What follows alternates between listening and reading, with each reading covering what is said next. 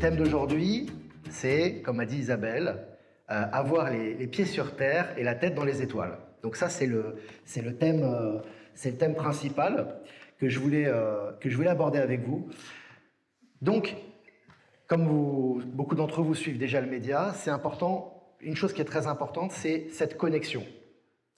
Parce que comme vous savez, très souvent, les gens qui sont dans le milieu spirituel ou ouverts à la spiritualité, très souvent on nous catalogue comme des gens qui sont hors système, c'est-à-dire des gens qui sont décrochés du système, détachés du système, qui sont un peu marginaux, etc. Et on met la case de ces gens un petit peu dans la case des gens un peu, entre guillemets, un peu bizarres, quoi, tu vois.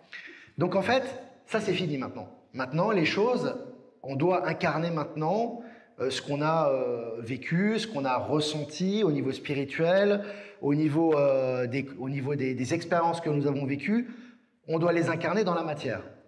Ah, ça c'est déjà plus compliqué, parce qu'en général, on a eu tendance à un moment donné à croire que tout ce qui était matière, tout ce qui était argent, tout ce qui c'est pas très spirituel, etc. Alors en fait, c'est une étape d'évolution qu'on a eue, mais en fait c'est faux. Parce qu'en fait, la spiritualité et les énergies, je préfère parler d'énergie plutôt que de parler de spiritualité, les énergies s'incarnent partout. C'est-à-dire que les énergies, elles sont aussi bien sur cette estrade que dans ces chaises, qu'en vous-même, à l'extérieur, etc. Et elle est aussi dans l'argent, qui est aussi une énergie, etc. Donc maintenant, ce qui est important, selon moi, ce qui est important, c'est que nous soyons des modèles. Quand je dis modèle, ce n'est pas un modèle façon ancien monde, un modèle moral, etc. C'est plus un modèle où on incarne notre foi et notre croyance et notre intuition dans les choses matérielles. Et c'est là que c'est important parce que ça nous donne de la crédibilité. C'est-à-dire que, eh bien, si on est père de famille, on va être un très bon père de famille. Si on va être, je ne sais pas moi, on va avoir une famille, on va avoir des amis, on va être un bon ami, une personne sur laquelle on peut s'appuyer, quelqu'un d'authentique, quelqu'un de transparent, quelqu'un qui incarne ses valeurs au quotidien. Si on va ouvrir une entreprise, on va être transparent, on va être équitable, on va vraiment être flexible, etc. Donc ça veut dire quoi ? Ça veut dire que nous devons être meilleurs que les gens qui ne sont pas connectés au spirituel, en fait. C'est-à-dire que nous devons, par le biais de notre expérience, de nos connexions et de ce que nous avons cultivé, s'incarner davantage dans la matière de façon plus équilibrée. Parce que depuis très longtemps, on a des gens qui font des séparations. On nous met dans des cases. On dit voilà, toi tu es un tel, toi tu es boulanger, toi tu vas faire un métier technique, toi tu vas être religieux, etc. Or, le nouveau monde, c'est tout sauf ça. C'est-à-dire que c'est incarner qui l'on est véritablement, et nous sommes des êtres complexes. Nous avons différentes facultés, nous avons envie de faire des choses, nous n'avons pas envie de faire toute notre vie la même chose, nous n'avons pas envie d'être catalogués, donc il faut qu'on incarne ça au quotidien. Donc ce qui est très important, c'est que nous-mêmes, nous fassions la connexion entre ce que nous avons cultivé spirituellement et l'expérience matérielle dans la matière dans laquelle nous vivons. Et quand on incarne ça, et surtout aujourd'hui avec ces énergies qu'il y a actuellement, tout fonctionne. Vous allez vous apercevoir, en fait, de dire, mais toute ma vie j'ai essayé de faire ça, ça n'a pas fonctionné, et là ça fonctionne. Ça fonctionne parce que vous êtes complètement dans les énergies, c'est-à-dire que vous êtes en adéquation avec les énergies du moment, c'est-à-dire que en fait, vous incarnez qui vous êtes véritablement dans ce que vous faites dans la vie quotidienne. Et lorsque vous faites ça, vous avez des résultats. Ce qui est très important. Parce qu'il y a des personnes qui parlent de spiritualité, qui parlent d'incarner une certaine forme d'éthique, qui parlent de galactique, de stellaire, mais dans la vie quotidienne, qu'est-ce qu'ils incarnent? C'est ça le problème. Est-ce qu'ils incarnent ce qu'ils défendent, ce qu'ils étudient, ce qu'ils ressentent? Eh bien, parfois, ils ne l'incarnent pas. Donc là, vraiment, ce qui est vraiment important, c'est qu'aujourd'hui, nous incarnions véritablement ce que nous avons cultivé intérieurement au niveau spirituel dans la matière. Et beaucoup d'entre vous l'expérimentent déjà.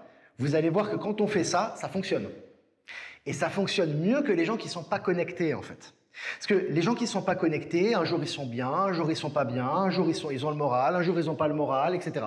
Vous, quand vous êtes connecté, vous avez votre ligne de conduite et vous savez que tout est juste. Donc vous n'avez pas la même constance par rapport à d'autres personnes qui, eux, ils vont regarder les journaux, ils ont une bonne nouvelle, ils sont contents, ils ont une mauvaise nouvelle, ils sont tristes. Donc ça va altérer leur commerce, ça va altérer leur vie dans la matière. Nous, on a cet avantage lorsqu'on fait la jonction, c'est qu'on est centré, c'est-à-dire qu'à la fois on est connecté avec les étoiles, ce qu'on appelle, avec le ciel, avec notre intuition, et on est connecté également dans la matière, dans nos activités, et nous émanons cette énergie. Et là, c'est très fort. C'est très fort parce que, on s'aperçoit que des gens qui ne nous écoutaient pas se mettent à nous écouter, des gens qui n'étaient pas en adéquation avec nous-mêmes, ils disparaissent, ils s'écartent, ils font leur chemin, et on rencontre des gens qui nous apportent véritablement quelque chose dans l'échange. C'est-à-dire, c'est quelque chose de désintéressé. C'est-à-dire, je te propose cette chose-là, et moi, je te propose cette chose-là. Et on associe nos compétences dans un but commun. Donc ça, c'est très nouveau monde également. Et puis, on me pose souvent la question, on me dit, mais ces choses extraordinaires, comment elles vont prendre pied ici? Comment elles vont arriver ici, dans ce monde, etc. Et c'est normal, on a une éducation, enfin pour beaucoup d'entre nous, on a une éducation judéo-chrétienne et on a toujours l'impression que les choses vont être grandioses, elles vont arriver, ça va être un grand cataclysme, il va y avoir des choses extraordinaires qui vont arriver et ça va tomber. C'est pas comme ça que ça se passe. Parce que dans la nature, tout est harmonieux, tout est équilibré, tout est dans la justesse. Donc les choses vont arriver, j'ai envie de vous dire, presque naturellement. Elles auront toute une forme ordinaire pour respecter notre libre arbitre et le monde dans lequel nous vivons. Et c'est ce que je fais au quotidien quand je vous partage des articles, en fait. Vous avez, par exemple, on parlait de Hyperloop, on parlait des super transports, on parlait des super jets qui vont aller à des vitesses très très rapides. Et vous voyez que déjà, ils sont déjà en construction et ils sont déjà en test. Et vous vous en êtes pas rendu compte. Il n'y a pas eu quelqu'un qui est descendu ou un être stellaire qui est descendu du ciel et qui a dit « je vais vous amener ma technologie ». Et pourtant, vous avez véritablement ces technologies aujourd'hui qui sont applicables. C'est-à-dire qu'il y a des technologies applicables. Vous avez vu il y a quelques jours, à Amsterdam, aux Pays-Bas, c'est pas très loin, ils ont testé, et il y a des journalistes qui l'ont testé également, ils ont testé l'Hyperloop qui fait Bruxelles-Lyon, je crois que c'est en 1 heure, je crois, il me semble. Je crois que c'est en 1 heure. Donc Bruxelles-Lyon en 1 heure. T'imagines donc c'est les Hyperloops, pour ceux qui ne connaissent pas, c'est des trains à suspension magnétique. Et ça a été testé. Vous avez en Chine des productions massives de taxis volants maintenant. C'est-à-dire que c'est produit en masse. C'est pas en test, c'est produit massivement pour être disponible pour la population. Vous voyez ? Vous avez des avions supersoniques en Chine qui atteignent des vitesses astronomiques, qui ont déjà été testés et qui sont aussi en production actuellement. Et c'est des avions qui vont très très vite. Ils font, en 1 heure, ils font 10 000 km par exemple. Donc c'est extrêmement rapide. Donc vous avez vu, bon ça c'est juste quelques exemples. Et puis Elon Musk qui prévoit maintenant et qui a dit officiellement, qu'il a dit que dans quelques années on pourra voyager sur Mars. Il n'a pas dit dans 10 ans, il n'a pas dit dans 20 ans, il a dit dans 3 ou 4 ans. Et à mon avis ça sera avant. Donc pourquoi je vous dis ça ? Parce qu'en fait, les choses, elles avancent, elles vont très très vite. Il faut suivre le rythme, vous voyez ? Et pour suivre le rythme, il faut être dans l'acceptation aussi. C'est-à-dire que les choses, elles avancent, les éléments se manifestent, mais il faut être ouvert à ça. Il faut faire sauter les barrières, c'est important. Parce qu'on a tous des barrières, psychologiques, on a des peurs, on a des limitations. Et en faisant sauter ces limitations, hop, on accède à une nouvelle réalité. On voit une nouvelle réalité, on dit « ah bah tiens, mais ça c'est déjà applicable, ça se passe déjà, etc. » Vous avez actuellement, par exemple, en Chine, mais également en Amérique du Sud, vous avez des centres commerciaux, on dirait des vaisseaux spatiaux. Vous rentrez à l'intérieur, c'est des constructions, on ne sait même pas comment ils l'ont fait, c'est en forme, si vous voulez, de spirale, et vous avez des technologies à l'intérieur, on a l'impression qu'ils ont 20 ans d'avance, quoi. Mais la Chine, c'est juste à côté, hein. La Chine, on prend l'avion, je crois, c'est 15 heures d'avion, 13 heures d'avion. Donc c'est ça que, en fait, ce que je veux vous dire, c'est que il ne faut pas s'attendre à ce que le nouveau monde et les nouvelles technologies, etc., arrivent d'une façon extraordinaire. Ça passera par des inventeurs, par des scientifiques, par des techniciens, par des pays également, et ça va être disponible de plus en plus au public et ça va s'étendre dans le monde entier. Donc c'est comme ça que ça fonctionne. Et puis, Voilà, c'est ce que je vous disais, le nouveau monde s'installe dans la matière sans que l'on s'en rende compte véritablement. C'est-à-dire que, en fait, on a d'un coup la vision d'une technologie, on a l'impression qu'on l'a toujours connue, mais en réalité, elle arrive. Et l'important, c'est qu'elle arrive, en fait. Et elle arrive vraiment ici, mais sans qu'on s'en rende compte. Elle vient naturellement. Alors, la question qu'on pose aussi souvent, puisqu'on parle beaucoup de nouveau monde, dans lequel on s'inscrit déjà, hein, c'est à quoi va ressembler le nouveau monde? Quelles seront les relations entre les êtres au sein de ce nouveau monde? Alors ça, c'est une question intéressante parce que, et c'est là où on va faire la connexion entre ce qu'on appelle l'esprit et la matière. Dans le nouveau monde, si vous voulez, ce qu'on appelle nouveau monde, ce qui est en fait un état de conscience supérieur, on va dire, en fait, il n'y a plus de différence entre esprit et matière. Ça veut dire quoi? Ça veut dire qu'il va falloir croire pour voir. C'est quelque chose qu'on n'est pas habitué ici. C'est-à-dire, nous, on a besoin de voir pour croire. Le problème, c'est qu'au niveau quantique, au niveau énergétique, les éléments qui sont à l'extérieur sont le reflet de ce qui est à l'intérieur de nous. Donc, si vous voulez, il faut assimiler une information et en avoir conscience pour y avoir accès matériellement, et non l'inverse. Donc, quand vous avez une acceptation, et plus l'humanité, en fait, et c'est ce qui se passe actuellement, plus l'humanité à la sensation et à la conscience de ce nouveau monde au niveau concret, plus elle le voit se manifester à l'extérieur. On parle par exemple beaucoup du mur de glace, on parle beaucoup de l'Antarctique, et en ce moment, beaucoup de gens conscientisent sur le fait qu'il y a des choses qu'on nous cache là-bas, etc. Et vous avez tous les jours des articles officiels qui vous disent qu'il y a les murs de glace en Antarctique qui fondent, qu'il y a des découvertes dans les sols de l'Antarctique, et que très bientôt, il y aura des expéditions là-bas. Tout ça n'est pas par hasard. C'est lié à votre état de conscience. Parce que vous avez évolué à ce niveau de conscience, donc dans la matière, ça prend forme. C'est ce qui est en train de se passer actuellement. Ça prend forme dans la matière parce que vous avez émis cette conscience, et vous avez pris conscience de quelque chose, et dans la matière, ça prend forme. C'est ce qui se passe actuellement. Et en parlant de nouveau monde, je vais vous parler aussi de ce qu'on appelle la redistribution des cartes dans le nouveau monde. Ça a déjà commencé. Et pourquoi les cartes sont redistribuées actuellement? Alors, beaucoup de gens qui me disent « Oh mais oui, mais tu parles, Olivier, de choses, tu donnes des articles, etc. Mais rien ne change, ou pas grand-chose ne change, etc. » En fait, il y a beaucoup de choses qui changent. Simplement, comme tous les médias ne vous en parlent pas, et comme certaines personnes n'y accéderont pas parce qu'ils ne l'acceptent pas, vous avez l'impression que ça ne change pas. Mais il faut savoir une chose. On va parler argent, parce que c'est quand même ce qui régit l'ancien monde et qui va régir aussi la transition, parce que l'argent est une énergie.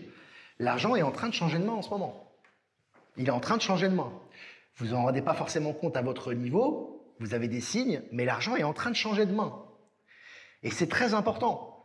C'est-à-dire qu'actuellement, vous avez par exemple le dollar qui est en train d'exploser, littéralement exploser, sous nos yeux. Hein.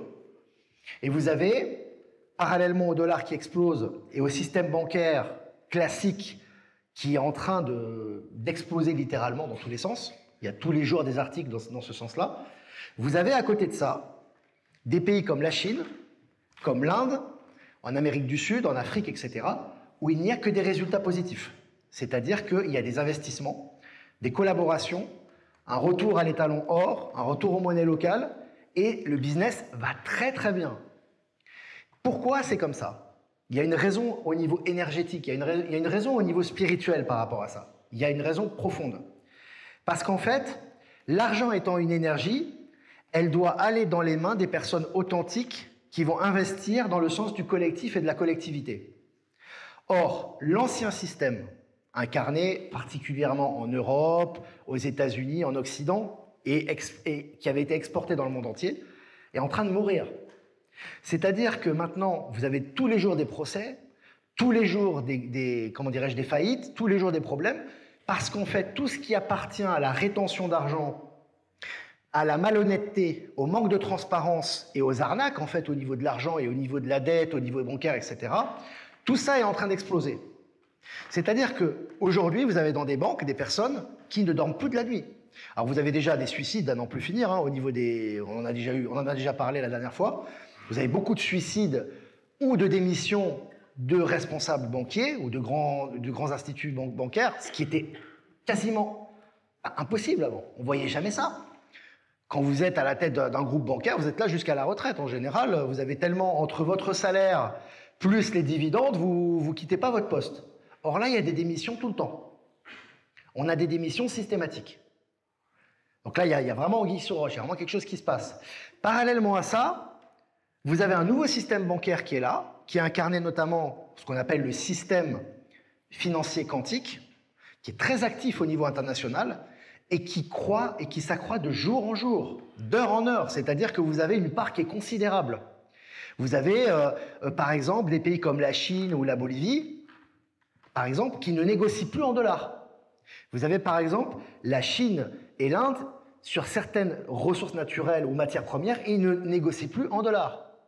Vous avez la Russie et l'Inde qui ne négocient plus en dollars. Vous avez des pays africains qui retournent à leur monnaie locale actuellement, qui se sont débarrassés du franc CFA, etc. Et ça s'accumule et ça ne fait que d'augmenter. Donc, vous avez ce système qui est le nouveau système économique, qui est un système qui est concrètement basé sur la redistribution et sur l'investissement dans le sens de la collectivité. Et vous avez l'ancien système spéculatif lié au dollar qui grince des dents. Et il grince tellement des dents que même les responsables de ces banques, que ce soit la JP Morgan, etc., ils ne savent plus quoi faire. Ils ne peuvent rien faire. Car c'est inévitable, c'est inexorable. Ils ne peuvent rien faire. Ils ne peuvent que essayer de maintenir un narratif pour dire qu'ils vont s'en sortir. Mais les faits parlent contre eux. Et vous savez très bien que ce qui compte, ce sont les faits. Ce n'est pas ce que vous dites. Et concrètement, les faits vont contre eux. Et vous avez, par exemple, pour revenir aux raisons de ce changement d'argent, parce que là, je vous parle du changement d'argent, qui est concret. Pourquoi ? Parce que vous avez des pays où vous avez des États, si vous voulez, qui sont très ouverts aux nouvelles énergies. C'est-à-dire qu'en fait, les personnes qui sont dans ces États ou dans ces pays, de par leur culture, de par leur façon d'être, leur façon de vivre, ce sont des gens qui ne sont pas frileux, entre guillemets. C'est-à-dire que ce sont des gens qui ont toujours vécu, je prends de l'argent, je réinvestis, j'ai de l'argent, je réinvestis. Donc si vous voulez, comme ils ne sont pas dans la rétention et qui sont dans l'investissement, qui sont dans l'investissement, dans les technologies qui sont faites pour leur pays et pour leur collectif, ils ont plus d'argent qui arrive en fait. Et donc ça crée un cercle vertueux qui fait qu'ils ont des investissements de grande puissance comme la Chine qui exporte énormément de technologies ou l'Inde qui a une croissance phénoménale actuellement, ou des pays comme ça et qui vont investir des dizaines voire des centaines de milliards dans des pays africains, dans des pays d'Amérique du Sud ou en Asie. Donc dans ces pays, si vous voulez, cette masse d'argent qui arrive, elle est soumise à conditions. Parce que pour faire partie du système financier quantique, il y a des règles, il y a des conditions. Ça ne se passe pas comme ça. Il faut de la transparence. Il faut en finir avec l'argent-dette. Il faut en finir avec la spéculation bancaire. Il faut en finir avec l'endettement des peuples. Et donc, il y a des pays, par exemple comme l'Algérie, pour citer ce pays, qui a postulé pour les BRICS et qui, pour l'instant, n'en fait pas partie. Quand je dis BRICS, c'est Brésil, Russie, Inde, Chine. C'est un bloc maintenant qui inclut également l'Arabie Saoudite, l'Éthiopie, les Émirats, etc. Donc, vous avez maintenant des règles strictes pour rentrer dans les BRICS. Alors évidemment, quand vous rentrez dans les BRICS, vous avez des avantages fiscaux, vous avez des détaxations par rapport aux matières premières, et vous avez des avantages très intéressants de développement. Mais en parallèle, il faut la transparence. Il faut la transparence bancaire, il faut la transparence au niveau des gouvernements. C'est pour ça que dans la plupart des pays qui postulent pour entrer aux BRICS, vous avez des démissions et vous avez des mises en prison tous les jours. Vous avez des gens qui sont en prison, vous avez des gens qui sont arrêtés, vous avez des procès, et ça s'accélère tout le temps. Parce qu'ils veulent rentrer dans ce cercle. Vous voyez ? La Bolivie a demandé à postuler, par exemple, pour les BRICS, donc ça va se faire très très vite là, pour parler ce que je connais un petit peu mieux. Et quand vous allez dans une banque, c'est Fort Knox. Alors là-bas, ça rigole pas. Tu vas dans une banque, il faut que tu justifies tes moyens. Il y a, si vous voulez, des publicités ou on va dire des injonctions très fortes contre le narcotrafic et contre le blanchiment d'argent. C'est tous les 2 mètres, vous avez une affiche. Donc là, maintenant, si vous voulez, c'est extrêmement strict. Pourquoi ? Parce que pour rentrer dans ce système financier quantique, il y a des règles très strictes. Et au niveau spirituel et au niveau des énergies, c'est parce qu'il faut que ça soit transparent. Or, on le sait très bien, pendant des siècles, voire des millénaires, l'argent est opaque. C'est-à-dire qu'en fait, vous avez des gens qui investissent, Ils font de la spéculation immobilière, ils font de la rétention de l'argent, ils gagnent de l'argent sur vos transferts ou sur votre argent à vous, personnel, et ils ne font rien. Ils font des transferts au niveau, simplement au niveau des transferts comptables, et ils gagnent de l'argent sans rien faire, sur votre dos. Et ils créent l'argent. Ce système est mort. Ce système est mort, vous ne le voyez pas encore parce qu'on est en transition, mais ce système est mort. C'est-à-dire qu'actuellement, le pouvoir des banques est réduit au minimum. C'est-à-dire qu'avant, vous aviez un pouvoir incroyable, on pouvait faire ce qu'on voulait, les banques faisaient ce qu'elles voulaient, hein. Les financiers, les banques pouvaient acheter un pays, pouvaient faire tomber les matières premières, pouvaient assécher les pays, etc. Aujourd'hui, ils ne peuvent plus. Ils ne peuvent plus, et ils essaient de survivre. Ils essaient de survivre, alors ils licencient des gens, ils licencient des actionnaires, il y a des actionnaires qui partent, il y a des présidents qui s'en vont, etc. Parce qu'ils doivent avoir ils doivent, si vous voulez, accéder à des règles extrêmement strictes. Extrêmement strictes. Donc c'est compliqué. Vous avez la JP Morgan qui va bientôt déclarer faillite, vous allez voir. J'en parle beaucoup, qui est quand même une des plus grosses banques, les plus influentes au monde. C'est un peu la banque, pour moi c'est la banque, le symbole du dollar. Hein. Ça ne va pas du tout. Ça ne va pas du tout. Ils savent plus s'ils doivent aller dans la crypto, etc., etc. Donc ça ne va pas. Donc ce système du dollar va tomber. Ce qu'on appelle l'ancien système SWIFT, l'ancien système bancaire, va tomber. Et il est déjà en train de tomber. Alors vous allez me dire, ouais, mais s'il tombe, qu'est-ce que va devenir mon argent? Qu'est-ce que je vais faire? Ce n'est pas un problème, ça. Ce n'est pas un problème parce que l'argent, il est en redistribution. C'est-à-dire que l'argent ne disparaît pas. C'est une énergie. Et au niveau quantique, puisqu'on appelle ça le système financier quantique, c'est pas par hasard, l'argent est redistribué dans le nouveau système. Ça veut dire que dans le nouveau système, vous avez déjà un compte. Vous avez déjà votre argent qui est sur ce compte. Alors ça ne veut pas dire que la banque va changer d'enseigne, mais ça veut dire que votre argent, il sort du système. Votre argent, vous allez récupérer peut-être de l'argent par rapport à ce qu'on vous doit, ce que les États vous doivent, par rapport à ce qu'on vous a pris, etc. Et cet argent sera un argent sur un compte du système financier quantique. Ça veut dire quoi? Ça veut dire qu'il ne sera plus soumis au contrôle, à l'endettement et à la fiscalité de l'ancien système. C'est ce qui se passe actuellement. C'est pour ça que vous avez des pays actuellement qui s'enrichissent beaucoup. Vous avez des pays qui ont des croissances colossales. Vous avez des pays, en fait, qui reviennent à leur valeur locale ou à leur monnaie locale, et tout va bien pour la population, et ça investit dans l'urbanisme, dans le bien commun, les hôpitaux, etc. C'est ce qui se passe actuellement dans beaucoup de pays, notamment en Afrique actuellement. Parce que vous avez beaucoup d'États en Afrique qui ont pris leur indépendance, qui se sont débarrassés progressivement du franc CFA et du joug de la domination néocoloniale, et on le voit par rapport aux banques françaises, par exemple. Les banques françaises étaient très implantées en Afrique, et maintenant ils s'en vont, notamment la Société Générale, etc. Ils vont vous donner des explications, évidemment, abracadabrantesques. Ils ne vont pas vous dire on est parti parce qu'on nous a mis un coup de pied derrière. Hein. On ne va pas vous dire comme ça. Mais pourtant, c'est ce qui s'est passé. Et ils reprennent le contrôle de leur monnaie, ils ont les talons or, ils ont leurs ressources, et donc forcément, ils sont très riches. Parce que s'ils reprennent le contrôle des banques et le contrôle de leurs ressources, ils font ce qu'ils veulent de leur argent, ce qui leur est jamais arrivé, puisqu'ils avaient toujours des corrompus au pouvoir. En gros, vous aviez les grosses banques internationales qui étaient derrière, qui donnaient des pots de vin et ils maintenaient le contrôle de la population et des biens et des matières premières. Aujourd'hui, c'est plus le cas. Vous avez le Burkina Faso, vous avez le Mali, vous avez le Niger, vous avez le Sénégal, vous avez la République démocratique du Congo, vous avez l'Afrique du Sud, ça fait beaucoup quand même. Hein. C'est des pays qui reprennent leur souveraineté. Évidemment, ces pays-là sont montrés du doigt par l'ancien système, mais ils s'en foutent puisque ça fonctionne très bien, et ils bénéficient de la collaboration, notamment de la Russie et de la Chine. La Russie, souvent, dans le domaine militaire et dans le domaine spatial, et dans le domaine de la défense, et la Chine, dans le domaine technologique et dans le domaine de tout ce qui est raffinement et technologie, urbanisme, technologie. Donc, en fait, il y a des vraies collaborations. Ce n'est pas des collaborations, si vous voulez, entre pays où, c'est des fausses collaborations, en fait, où il n'y a qu'une personne, où il n'y a qu'un parti qui prend du profit et l'autre, il n'y a rien du tout, quoi. Il y a les yeux pour pleurer, à part quelques corrompus. Non, ce sont des vraies collaborations. Donc, en résumé, parce que là je suis rentré un peu dans le détail, on va parler aussi de l'Arabie Saoudite, c'est important parce que l'Arabie Saoudite, pendant très longtemps, a été sous le contrôle du dollar. Vous aviez l'Arabie Saoudite qui était sous le contrôle du pétrodollar, ce qu'on appelle, c'est-à-dire qu'ils avaient le pétrodollar qui était dépendant du dollar, donc en gros, ils les tenaient par, voilà, comme vous savez, ils étaient contrôlés en fait.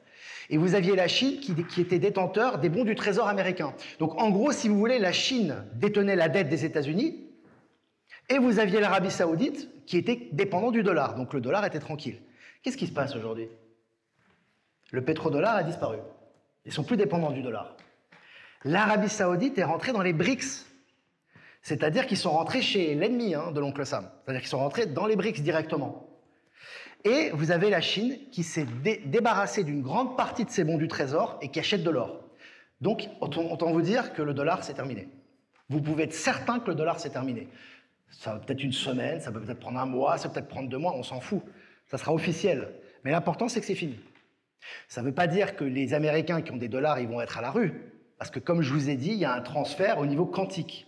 C'est-à-dire que l'ancien système bancaire va automatiquement se transférer dans le nouveau système. C'est déjà le cas. Et d'ailleurs, il y a énormément de gens aux États-Unis qui soutiennent ce système, comme Donald Trump, par exemple. Il soutient ce système. C'est pour ça qu'il a de très bonnes relations, notamment avec la Russie, avec la Chine, etc. Parce que ce nouveau système quantique, il ne va pas bénéficier simplement au groupe des BRICS, mais il va bénéficier au monde entier, puisque ça va s'étendre un peu partout. Je regardais la suite quand même, je ne me souviens plus. Voilà. Donc c'est un retour à la souveraineté également.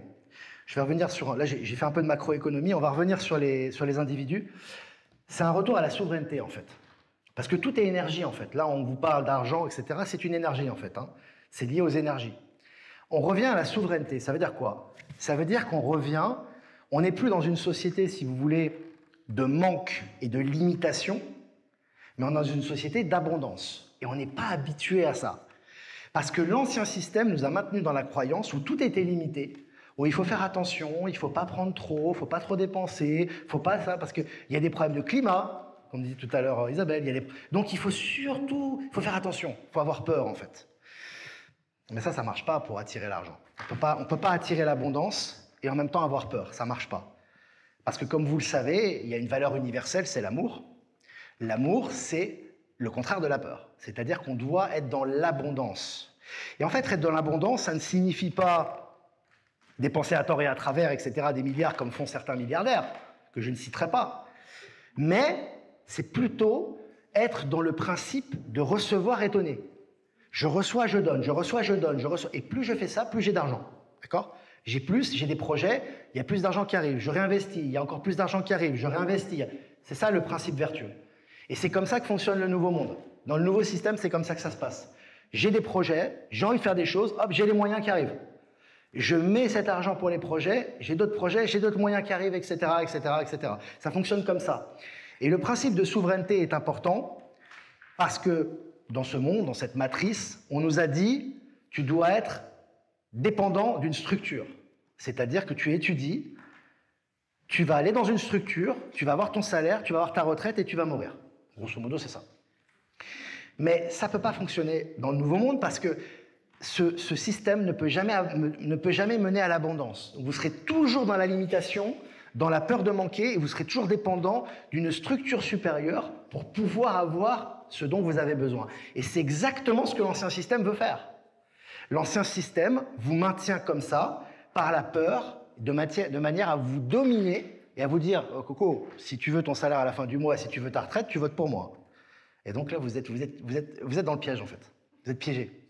Tu vois ? Dans le nouveau système, ça n'existe plus, ça. Il y aura plus de contrôle. Il n'y aura plus de contrôle d'argent par une minorité qui va dire ce qu'il a à faire. Mais le travail à faire en contrepartie, parce que c'est toujours une question d'échange, le travail à faire, c'est de devenir souverain. Il ne faut plus avoir peur. Il faut avancer. Il faut investir. Il faut collaborer avec des personnes qui ont des projets communs. Il faut investir dans cette direction sans avoir peur. Oui, ça va fonctionner. Est-ce que ça va pas fonctionner ? Ah, mais j'ai plus mon salaire, j'ai plus ma retraite, etc. Il faut aussi dépasser certaines choses et se lancer dedans pour profiter, si tu veux, de ces bienfaits. Donc, les êtres, les personnes qui sont déjà en train d'expérimenter, dont je fais partie, dont Isabelle fait partie, on est beaucoup à faire partie de ça, mais plus tu as d'ambition et plus tu mets à profit les choses pour la collectivité, plus l'argent arrive et tu réinvestis et il arrive et tu remets dedans. C'est comme ça que ça fonctionne. Et ça, c'est le nouveau système. Ça, c'est au niveau des énergies, c'est ce qu'on appelle l'abondance, ce dont on n'est pas très habitué en Europe parce qu'on a, depuis la Deuxième Guerre mondiale, on nous a dit il y a la sécurité sociale, il y a le chômage, il y a des garde-fous, il y a la retraite, ce qui en soi n'est pas mauvais. Mais on ne peut pas être libre dans ce système. On ne peut pas être libre parce qu'on dépend toujours d'une structure supérieure. Donc quand vous êtes retraité et que vous dépendez de l'État pour la redistribution de votre argent, eh bien, on va vous faire pression pour que vous votiez encore pour quelqu'un qui, lui, va vous garantir que vous allez avoir votre argent. Donc, vous n'êtes pas libre.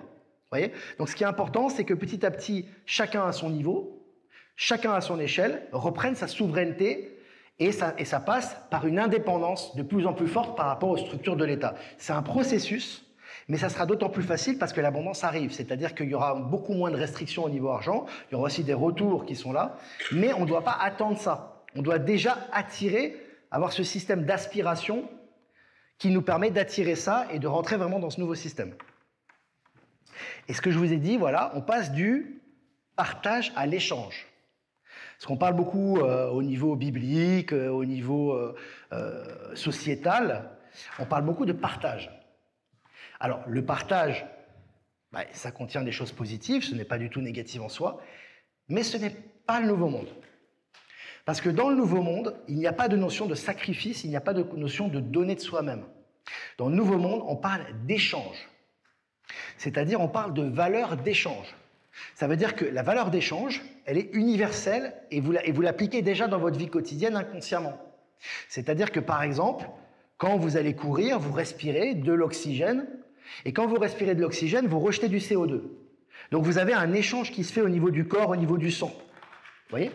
Quand vous êtes avec quelqu'un, que vous discutez avec lui, il y a un échange. Il va vous raconter ses expériences, il va vous parler de ce qu'il a vécu. En contrepartie, vous allez recevoir l'information et vous allez lui donner une information et lui parler de votre vécu. Donc il y a un échange. Et bien c'est pareil au niveau du nouveau monde. Dans le nouveau monde, c'est l'échange. C'est-à-dire que, par exemple, vous aurez une certaine abondance, ça s'appellera plus argent, ça sera un autre nom, mais peu importe. Et vous aurez à un moment donné cette somme, si vous voulez, cette somme d'échange, si vous voulez, et vous allez vous donner quelque chose pour obtenir quelque chose. Vous avez un échange qui va se produire. Et c'est comme ça que ça va fonctionner dans le nouveau monde. Ça sera des échanges équitables qui vont faire que vous allez participer, vous allez proposer quelque chose, et en échange, vous avez quelque chose, vous avez un service. Et ça se fera de façon équilibrée et juste.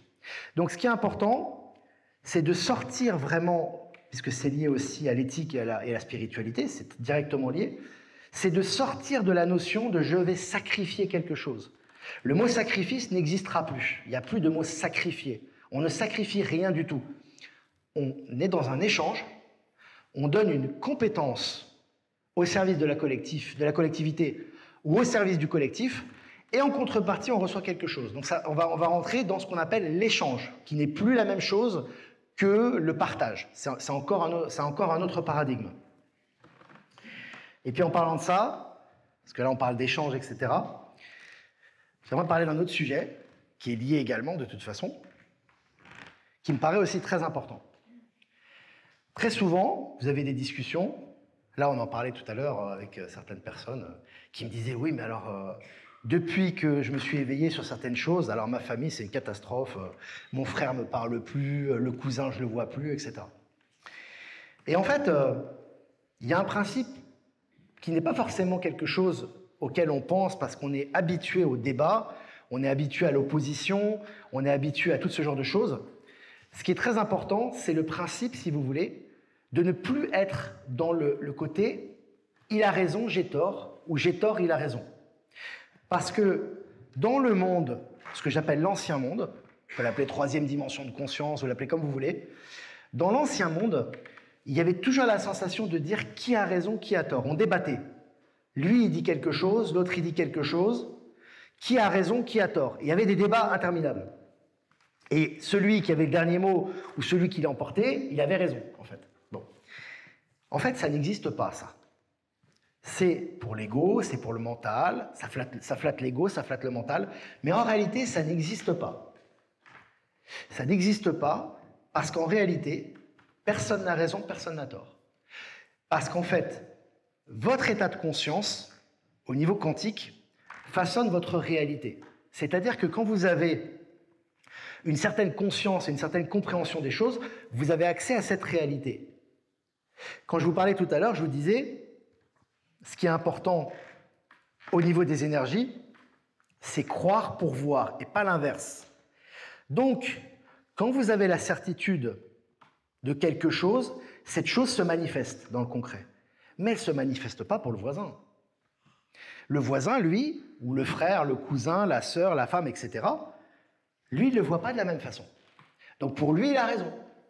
Lui, il ne voit pas la même chose. Pour lui, c'est comme ça et ça ne changera pas. Parce que son état de conscience, il est à ce niveau-là. Vous aurez beau lui forcer, vous aurez beau insister ou quoi que ce soit, ça ne changera rien. Donc, il n'y a pas de question de raison ou tort, en réalité, dans le Nouveau Monde. C'est une question d'état de conscience. Donc, quand moi, j'ai un état de conscience qui est à ce niveau, je vais voir tout ce qui est à ce niveau. Mais si lui, il a un état de conscience qui est là ou là, il ne verra pas la même chose que moi. Et lui, pour cette personne-là qui ne verra pas la même chose que moi, pour lui, c'est réel. Pour lui, c'est une réalité, ce n'est pas une illusion. Pour lui, ça existe vraiment. C'est sa réalité. Il faut respecter sa réalité également. C'est la sienne. Si lui, il pense que le monde va rester pareil, qu'on va travailler de la même façon, qu'il n'y aura aucune amélioration, qu'on est les seules vies dans l'univers et qu'on va mourir comme ça, c'est son choix. C'est son choix d'âme, en fait. Mais pour lui, c'est une réalité. Et il n'aura accès qu'à cette réalité jusqu'à qu'il élève son état de conscience et qu'un jour, il s'ouvre à une nouvelle réalité et là, qu'il accède à une autre réalité matérielle. C'est pour ça qu'en réalité, je voulais faire une capsule là-dessus, mais j'en profite puisqu'on est ensemble ce soir, là, ça m'est venu tout à l'heure. C'est très important de prendre conscience qu'il ne faut pas essayer de persuader les autres. On n'a pas besoin de persuader les autres. On incarne nos principes dans notre vie, on concrétise ces principes dans la matière et dans l'application des choses, et là, ça crée un impact. Et dans cet impact que vous créez, il y a des gens qui vont être intéressés par ça. Il y a des gens qui vont se dire « mais comment t'as fait? C'est intéressant. Comment tu as œuvré pour ça? Comment tu as eu tel résultat ?» Et ça va inspirer des gens qui, eux aussi, vont peut-être élever leur état de conscience et vont accéder à une autre réalité. C'est comme ça que ça fonctionne. Mais ça ne fonctionnera jamais avec des coups de marteau. Ça ne fonctionne pas. Parce qu'en réalité, ce n'est pas que vous avez raison et qu'il a tort si lui ne voit pas cette réalité. C'est qu'il n'a pas accédé au même état, donc il n'a pas accès à la même réalité. Et là, on en vient à quelque chose qui est un petit peu plus complexe, mais dont on parle tout le temps. Vous le regardez dans les journaux, vous le regardez dans les médias, le quantique. On vous parle de quantique du matin au soir maintenant. Partout du quantique. Ordinateur quantique, système financier quantique, ingénierie quantique, physique quantique. On vous en parle constamment. On ne vous donne pas l'explication. On vous en parle constamment. Pourquoi? Ben ça, c'est le plan divin. Parce qu'on rentre dans le quantique, on rentre dans la conscientisation de l'infiniment petit et de l'infiniment grand. C'est-à-dire qu'on a conscience de plus en plus, et c'est de plus en plus explicite, j'ai envie de vous dire, que ce qu'il y a à l'intérieur de nous et ce qu'on manifeste au niveau énergétique se manifeste à l'extérieur. Donc à ce niveau-là, quand on prend conscience de ça, on prend conscience du pouvoir créateur que l'on a, puisqu'on est co-créateur de cette réalité, on manifeste les choses, et l'autre personne, même s'il n'en est pas conscient, il fait exactement pareil. Parce que quand une personne, pour lui, on va souffrir, ça va être dur, on va manquer d'argent, on va avoir la guerre, on va nous imposer des normes sanitaires, etc., il a tellement impliqué ses principes dans son esprit qu'il verra tout le temps cette réalité. C'est terrible, mais c'est son choix. C'est-à-dire que lui, il s'est dit, c'est le monde dans lequel je veux vivre, c'est le monde auquel je crois, et comme il croit à ce monde-là, eh bien, il accède à cette réalité. Et pour lui, c'est réel. Pour lui, c'est réel. Et quand vous allez lui parler de medbed, de système quantique, d'hyperloop, etc., et de choses qui sont, avec des moyens de transport complètement futuristes, avec des échanges équitables, etc., pour lui, ça vaut rien. Ça n'existe pas. Alors, il n'est pas hypocrite. Il ne vous ment pas. Il n'essaie pas d'avoir raison. C'est que pour lui, ça n'existe vraiment pas. Vous voyez? Donc, c'est ça... Très important, je pense, un point qui est quand même très très important, c'est de prendre conscience qu'au niveau quantique, personne n'a raison, personne n'a tort. À un certain niveau de conscience, ça n'existe plus ça. C'est juste que pour votre état de conscience et dans votre réalité, ça n'existe plus. Mais dans la sienne, ça existe. Et parce que ça existe dans la sienne, ça existe dans la vôtre, mais de façon différente. Et c'est là justement... ou ce dont on parlait à Strasbourg la dernière fois, c'est-à-dire qu'en fait, on aspire tous vers le haut. C'est-à-dire que même les gens qui sont dans la négativité ou qui sont vraiment dans la matière pure, ils servent les gens qui sont au-dessus. Et ceux qui sont au-dessus, ils servent les gens qui sont au-dessus. Parce qu'en fait, chacun se sert de ce que l'autre a pour évoluer. C'est ça le nouveau monde. Parce qu'au niveau quantique, il n'y a pas de séparation. C'est-à-dire qu'on parle souvent d'un sujet, on dit l'illusion de séparation. Mais au niveau quantique, il n'y a pas de séparation, ça n'existe pas.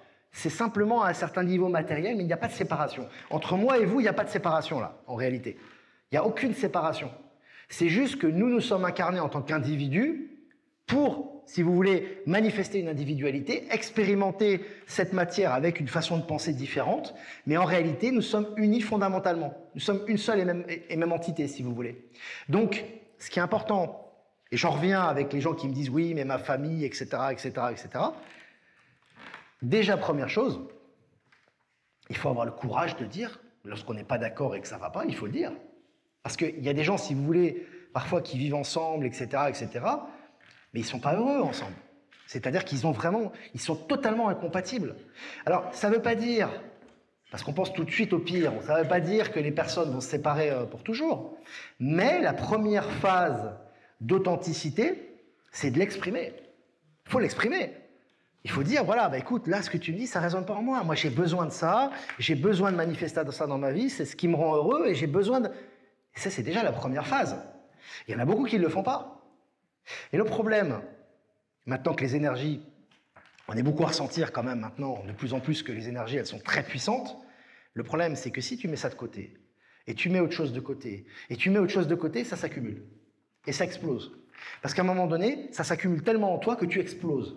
Tu n'en peux plus, tu n'es plus en phase avec toi-même. C'est pour ça que je dis toujours, ce qui est important, c'est d'être vraiment, et c'est le critère de base pour moi du nouveau monde, ce qu'on appelle le nouveau monde, un nouvel état de conscience, c'est l'authenticité. On ne vous demande pas concrètement de faire quelque chose, parce que l'action suit la conscience, toujours. Quand vous avez conscience de quelque chose, il y a une action qui finit par en découler. Mais la première chose à faire, c'est d'être authentique. Dites-leur la vérité, sans vouloir l'imposer, sans vouloir l'échanger. Comme je l'ai dit tout à l'heure, la personne qui a envie de vivre dans un monde dans lequel elle est en domination, où il y a de la compétition, où il y a de la souffrance, c'est son droit, c'est son choix, elle a choisi de vivre dans ce monde-là. Mais on a le droit, nous, d'avoir une vision différente. Et on a le droit, nous, de vivre quelque chose de différent. Et ça, on doit l'affirmer. Moi, je ne vis pas la même chose. Ah, là, ça clash. Bah oui, ça clash, c'est pas grave. Ça clash, on n'est pas content, etc. C'est pas grave. La colère est une énergie qui peut être très saine. Ce n'est pas forcément quelque chose de négatif. On nous a toujours dit, dans certains enseignements, il ne faut pas s'énerver, il ne faut pas dire, il ne faut pas... Mais le problème, quand tu fais ça, tu n'es pas heureux, tu n'es pas réalisé, tu n'es pas authentique. Donc, tu n'es pas toi-même. Et si tu n'es pas toi-même, comment tu peux incarner ce qu'on appelle la divinité ou, on va dire, la lumière? Ici, si tu n'es pas toi-même, comment tu fais? Bah, tu ne peux pas. Et comme tu ne peux pas, tu es frustré, et comme tu es frustré, tu as des maladies, des problèmes, des conflits, et ça va de pire en pire. Donc c'est important toujours, ce que je dis, c'est pas concrètement ce que tu vas faire qui est important, mais il faut incarner l'authenticité. C'est vraiment fondamental. Et vous allez vous apercevoir, et beaucoup s'en aperçoivent déjà, que quand on incarne l'authenticité, les problèmes se résolvent très rapidement. Très très rapidement. Il y a beaucoup de gens qui l'ont vécu ici, j'en suis persuadé. Quand tu commences à mettre les choses sur la table, waouh, il y a une solution qui arrive. Alors qu'avant, elle n'était jamais arrivée. Elle est arrivée parce que tu as lâché ton ego, tu as lâché tes préoccupations, tu as lâché tes peurs, tu as lâché tes tensions, tu as lâché la peur de « Ah, mais si je dis ça, il va se passer ça. » Ça, on adore ça, nous. Ah, les humains, on adore ça, nous. Si je pense ça, il va se passer ça. Si je dis ça, on anticipe négativement. On est les spécialistes pour ça, nous. Ah oui, on se dit « Ouais, je vais dire ça, mais il va se passer un truc. Ah mince. Ah bah c'est sûr que ça va arriver. Hein. Si tu le penses, ça va arriver. » Parce qu'au niveau quantique, si tu l'as pensé, bah, ça va se faire. Donc il faut désapprendre ce genre de choses et dire, voilà, bah, il va se passer ça, moi je ne sais pas ce qui va se passer. J'en sais rien, je ne veux pas le savoir. Mais ce que je sais, c'est ce que je vais dire, ce que j'ai à dire. Et j'incarne ce que je vis et je l'assume. Là déjà, ce n'est pas la même énergie. Parce que quand vous affichez cette énergie, si vous êtes vraiment dans l'authenticité, vous allez peut-être vous apercevoir, c'est souvent le cas, qu'en face, il n'y a pas beaucoup de résistance. Parce que vous êtes dans les énergies du moment, vous êtes dans vos énergies, vous êtes dans votre authenticité, vous êtes très enraciné, et en face, il n'y a pas grand-chose. Il n'y a pas beaucoup d'arguments, en fait. Parce que la personne, elle ressent que, en fait, bon, bah, écoute, il a l'air vraiment tellement sûr de lui que finalement, je ne vois pas pourquoi je m'y opposerais, quoi. Donc, il y a des bonnes surprises à ce niveau-là. Donc, c'est un principe très important. Ce principe d'authenticité, c'est un principe qui est vraiment fondamental, ça. Et puis, ce que je voulais parler aussi, pour terminer un petit peu le sujet, c'est souvent... parce que moi, je reçois beaucoup de mails tous les jours. Je vais dire, je reçois beaucoup de mails. Je passe toute une partie de mon temps à lire les mails que je reçois. Ce qui est intéressant en soi, parce que ça me permet de me mettre au courant un peu de ce qui se passe un peu partout dans le monde, les expériences des gens, les retours par rapport aux articles, par rapport à ce qui se passe, etc. Donc, je suis au courant. Si vous voulez, je peux prendre la température grâce à ça. Parce que je peux prendre une température concrète de ce que vivent les gens au quotidien. Et il y a souvent des gens qui disent, ça c'est ça qui me fait rire, parce que c'est vrai qu'on l'a tous vécu, quoi. Vivement que les choses s'améliorent pour que je puisse être libre et heureux. C'est souvent ça. Vivement que les choses s'améliorent pour que je puisse être libre et heureux. Alors là, ça va être compliqué, parce que si tu penses comme ça, qu'est-ce qui se passe concrètement? Toi, tu dis, ça paraît normal cette pensée. Tu dis, bah, là, je suis pas bien, là, mon frère qui m'embête, j'ai un petit salaire, je suis en galère, etc. Mais demain, si ça va mieux, je vais changer. Le problème, il est où? Il est qu'on n'est pas souverain quand on pense comme ça. C'est-à-dire qu'en fait, on attend une aide extérieure, on attend qu'on nous aide à l'extérieur ou un changement de conjoncture pour avancer. Le problème, c'est que la conjoncture, elle ne changera pas. Parce que si elle n'est pas impulsée par toi-même, et que ce n'est pas toi-même qui incarne le changement ne viendra pas. Parce qu'au niveau quantique, on en revient au quantique, le quantique, en fait, on utilise beaucoup ce terme, on utilise beaucoup ce terme, quantique, quantique, quantique. En fait, c'est tout simplement les énergies. Le quantique, c'est-à-dire, c'est l'infiniment petit qui est relié à l'infiniment grand. En résumé, c'est ça. Après, on peut le décliner en sciences, histoire, etc. Mais en fait, c'est tout simplement que tout ce que vous manifestez à l'intérieur de vous se manifeste à l'extérieur. En résumé, c'est ça le quantique. Hein. On l'appelle quantique, maintenant, c'est un peu à la mode, mais c'est ça.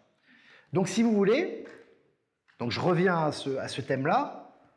Comme au niveau quantique, ce qui est à l'extérieur de vous est le reflet de ce qui est à l'intérieur de vous, ben forcément, si vous attendez que l'extérieur puisse permettre à vous-même de manifester quelque chose, vous ne le verrez pas puisque vous ne l'impulsez pas du tout. En fait, pour vous, ça n'existe pas. Vous attendez que ça existe pour impulser. Mais si moi je veux, par exemple, que cette bougie soit allumée et que je ne l'allume pas, et que je dirais, demain elle va s'allumer, sûr, ben, elle ne s'allumera pas. Parce que c'est moi qui vais l'allumer. Donc c'est la même chose au niveau quantique, c'est la même chose au niveau, si vous voulez, de la réalisation des éléments. C'est-à-dire qu'il faut absolument impulser pour que ça se produise. Et c'est très simple en fait, hein. Mais ça demande une révolution de la conscience, ça demande de penser différemment. C'est-à-dire, au lieu de penser négativement et de se dire « Ah, il y a les impôts, il y a un tel, il y a mon frère qui est malade, etc. » C'est de se dire « Quelles opportunités j'ai dans mon environnement pour faire ce que je veux ?» Tu vois, déjà, ce n'est pas le même raisonnement. Donc en fait, tu vois, hop, ok, ça va pas, ça, ok. Ah, là, ça va. Là, je vais faire ça. Et je vais m'investir pour arriver à mes fins. Et là, si tu fais ça, tu vas avoir les moyens de réaliser ce que tu veux. Parce que ton énergie va dans cette direction, tu y crois, tu sais que ça peut le faire, tu as cette vibration du cœur, cet optimisme, et à un moment donné, et en ce moment c'est très rapide, tu vas avoir les moyens de le faire. Tu vas même pas comprendre pourquoi. C'est-à-dire que ça va arriver, tu sais même pas pourquoi en fait. Tu sais même pas, peu importe le moyen et peu importe la forme, dans l'univers, tout est flexible. Hein. Mais à un moment donné, tu vas vouloir faire quelque chose et boum, ça va tomber. Tu vois? Et ça va arriver. Ben voilà, c'est ça le plus important. C'est pas de savoir comment ça s'est fait, si c'est un stellaire, si c'est un tel, si c'est le frère, si c'est le cousin. L'important, c'est de le faire. C'est d'arriver à le faire. Parce que si tu arrives à le faire, que ce soit par une main jaune, une main verte, une main noire, une main rouge qui t'a aidé, tu t'en fous. Parce qu'au final, tu l'as fait. Et c'est ça qui est important. Donc c'est comme ça que ça fonctionne. Ben, vous savez, je ne parle pas souvent de ma famille parce que bon, c'est quand même un sujet, voilà, je préserve les pensées de chacun et puis ça n'intéresse pas forcément tout le monde. Puis chacun vit ses expériences.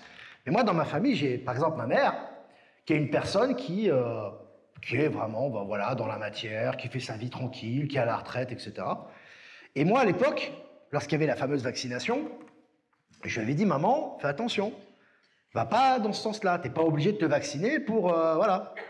Elle m'avait dit, non, mais t'inquiète pas, il n'y a pas de problème, et tout ça, etc. Je savais qu'elle allait se vacciner, j'en étais sûr, je le savais très très bien. Mais je lui ai quand même dit mon point de vue, quoi.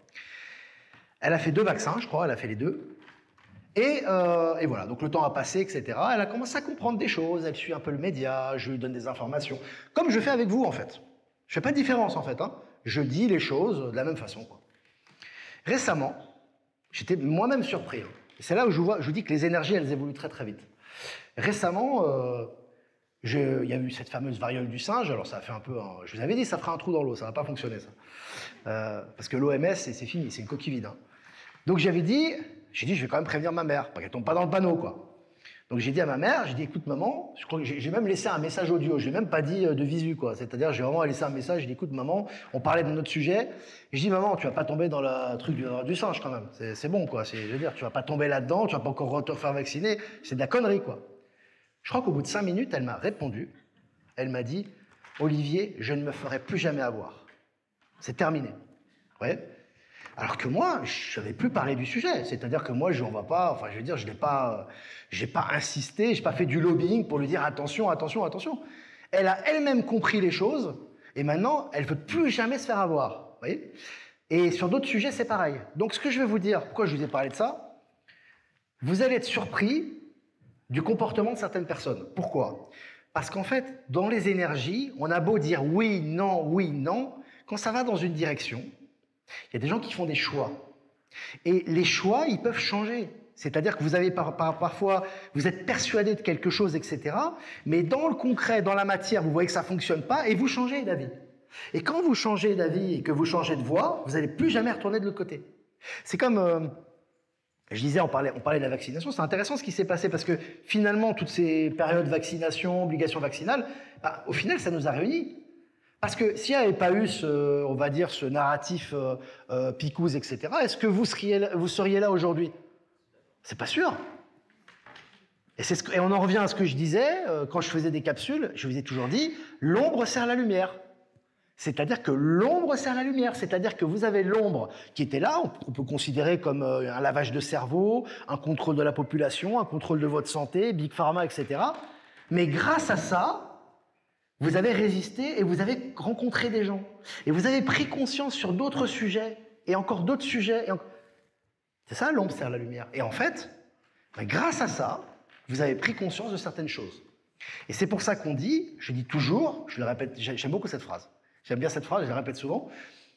La somme des imperfections de toutes les humanités équivaut à la perfection divine.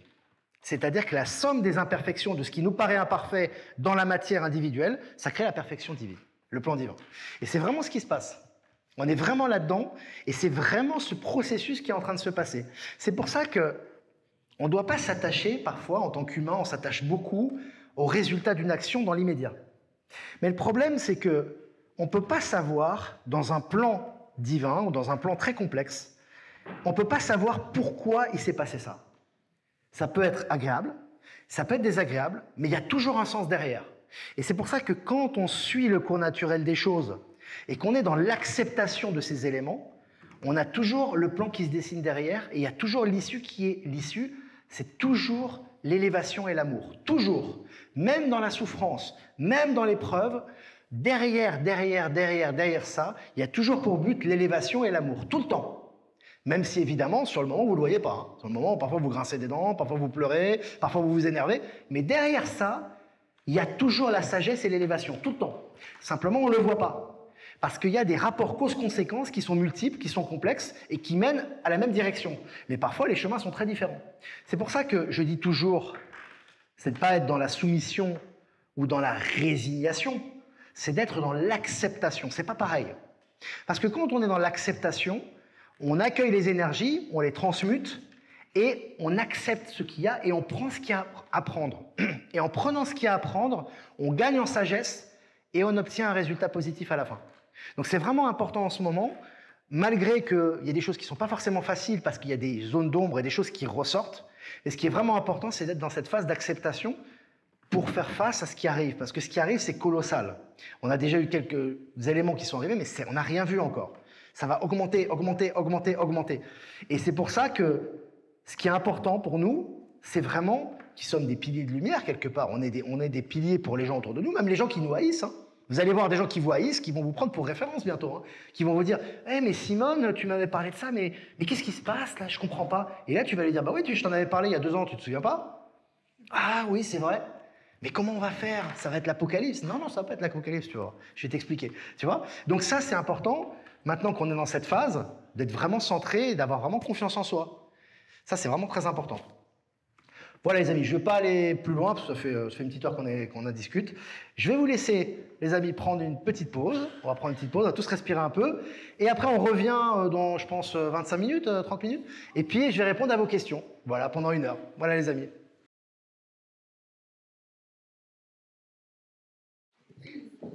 Bonjour. Tu as dit tout à l'heure que quelle que soit la situation, si soit-elle qu'on avait traversée, il est toujours derrière une dimension d'élévation et je crois d'amour. Appliqué à Gaza, ça donne quoi là concrètement? C'est un vaste sujet. Mais il n'y a pas que Gaza, il y a beaucoup de souffrance. Il y a beaucoup de souffrance sur Terre actuellement. Alors, je vais te dire quelque chose pour que tu comprennes et après, tu prends ce qui résonne en toi. D'accord? Là, je vais te parler sur un certain plan. Peut-être que tu vas l'accepter ou tu vas dire non. Moi, je vais te donner mon ressenti. D'accord? Il n'y a pas que Gaza. Il y a la guerre en Ukraine. Il y a encore des famines. Il y a encore des conflits. Il y a encore des gens qui meurent, etc. Ça a toujours été le cas. C'est pas nouveau. Ça a toujours été le cas. Le plan divin, c'est quoi?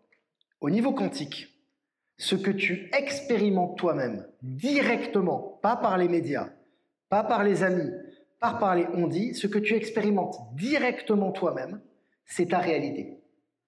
Au niveau quantique, c'est comme ça. C'est la réalité que tu expérimentes. Tout ce qu'on te dit, ce que les médias te disent, ce que les journaux te disent et ce que les gens te racontent, même si c'est sincère, n'existe pas pour toi. Ça n'existe pas. Je vais te donner un exemple. Il y a par exemple un coin, un endroit, il y a des gens qui vont dire « Oh là là, c'est dangereux, ça là-bas, c'est pas bon, il y a des vols, il y a des problèmes, etc. » Toi, tu vas t'y rendre et il va rien se passer. Il va rien se passer. Ça veut dire quoi? Ça veut dire qu'au niveau quantique, ça ne fait pas partie de ta réalité. Il y a des gens qui ont souffert, il y a des gens qui ont eu des problèmes, mais ce n'est pas ta vie à toi. Donc ça, c'est quelque chose que l'être humain a du mal à assimiler. Parce qu'il a l'impression que quand on lui dit quelque chose, ça existe. Ça n'existe pas. C'est ce qu'on t'a dit, tu ne l'as pas expérimenté. Par contre, si tu expérimentes toi-même une souffrance, tu expérimentes des tortures, des persécutions, etc., toi-même, c'est que c'est nécessaire à ton évolution. Et je vais revenir là-dessus. Lorsque tu vis des souffrances ou des choses qui sont difficiles, c'est ton choix d'âme. Pourquoi c'est ton choix d'âme? Je vais enchaîner là-dessus, parce que je vois tout de suite la réaction. Pourquoi c'est ton choix d'âme? Parce que l'être humain doit s'éveiller à ça, c'est très important. C'est ton choix d'âme parce que pour vivre l'amour inconditionnel, tu as choisi de connaître le non-amour et la souffrance. Parce qu'il faut comprendre une chose. Quand on s'incarne ici, on est dans la dualité. Il y a le bien, il y a le mal, il y a la souffrance, il y a le bonheur.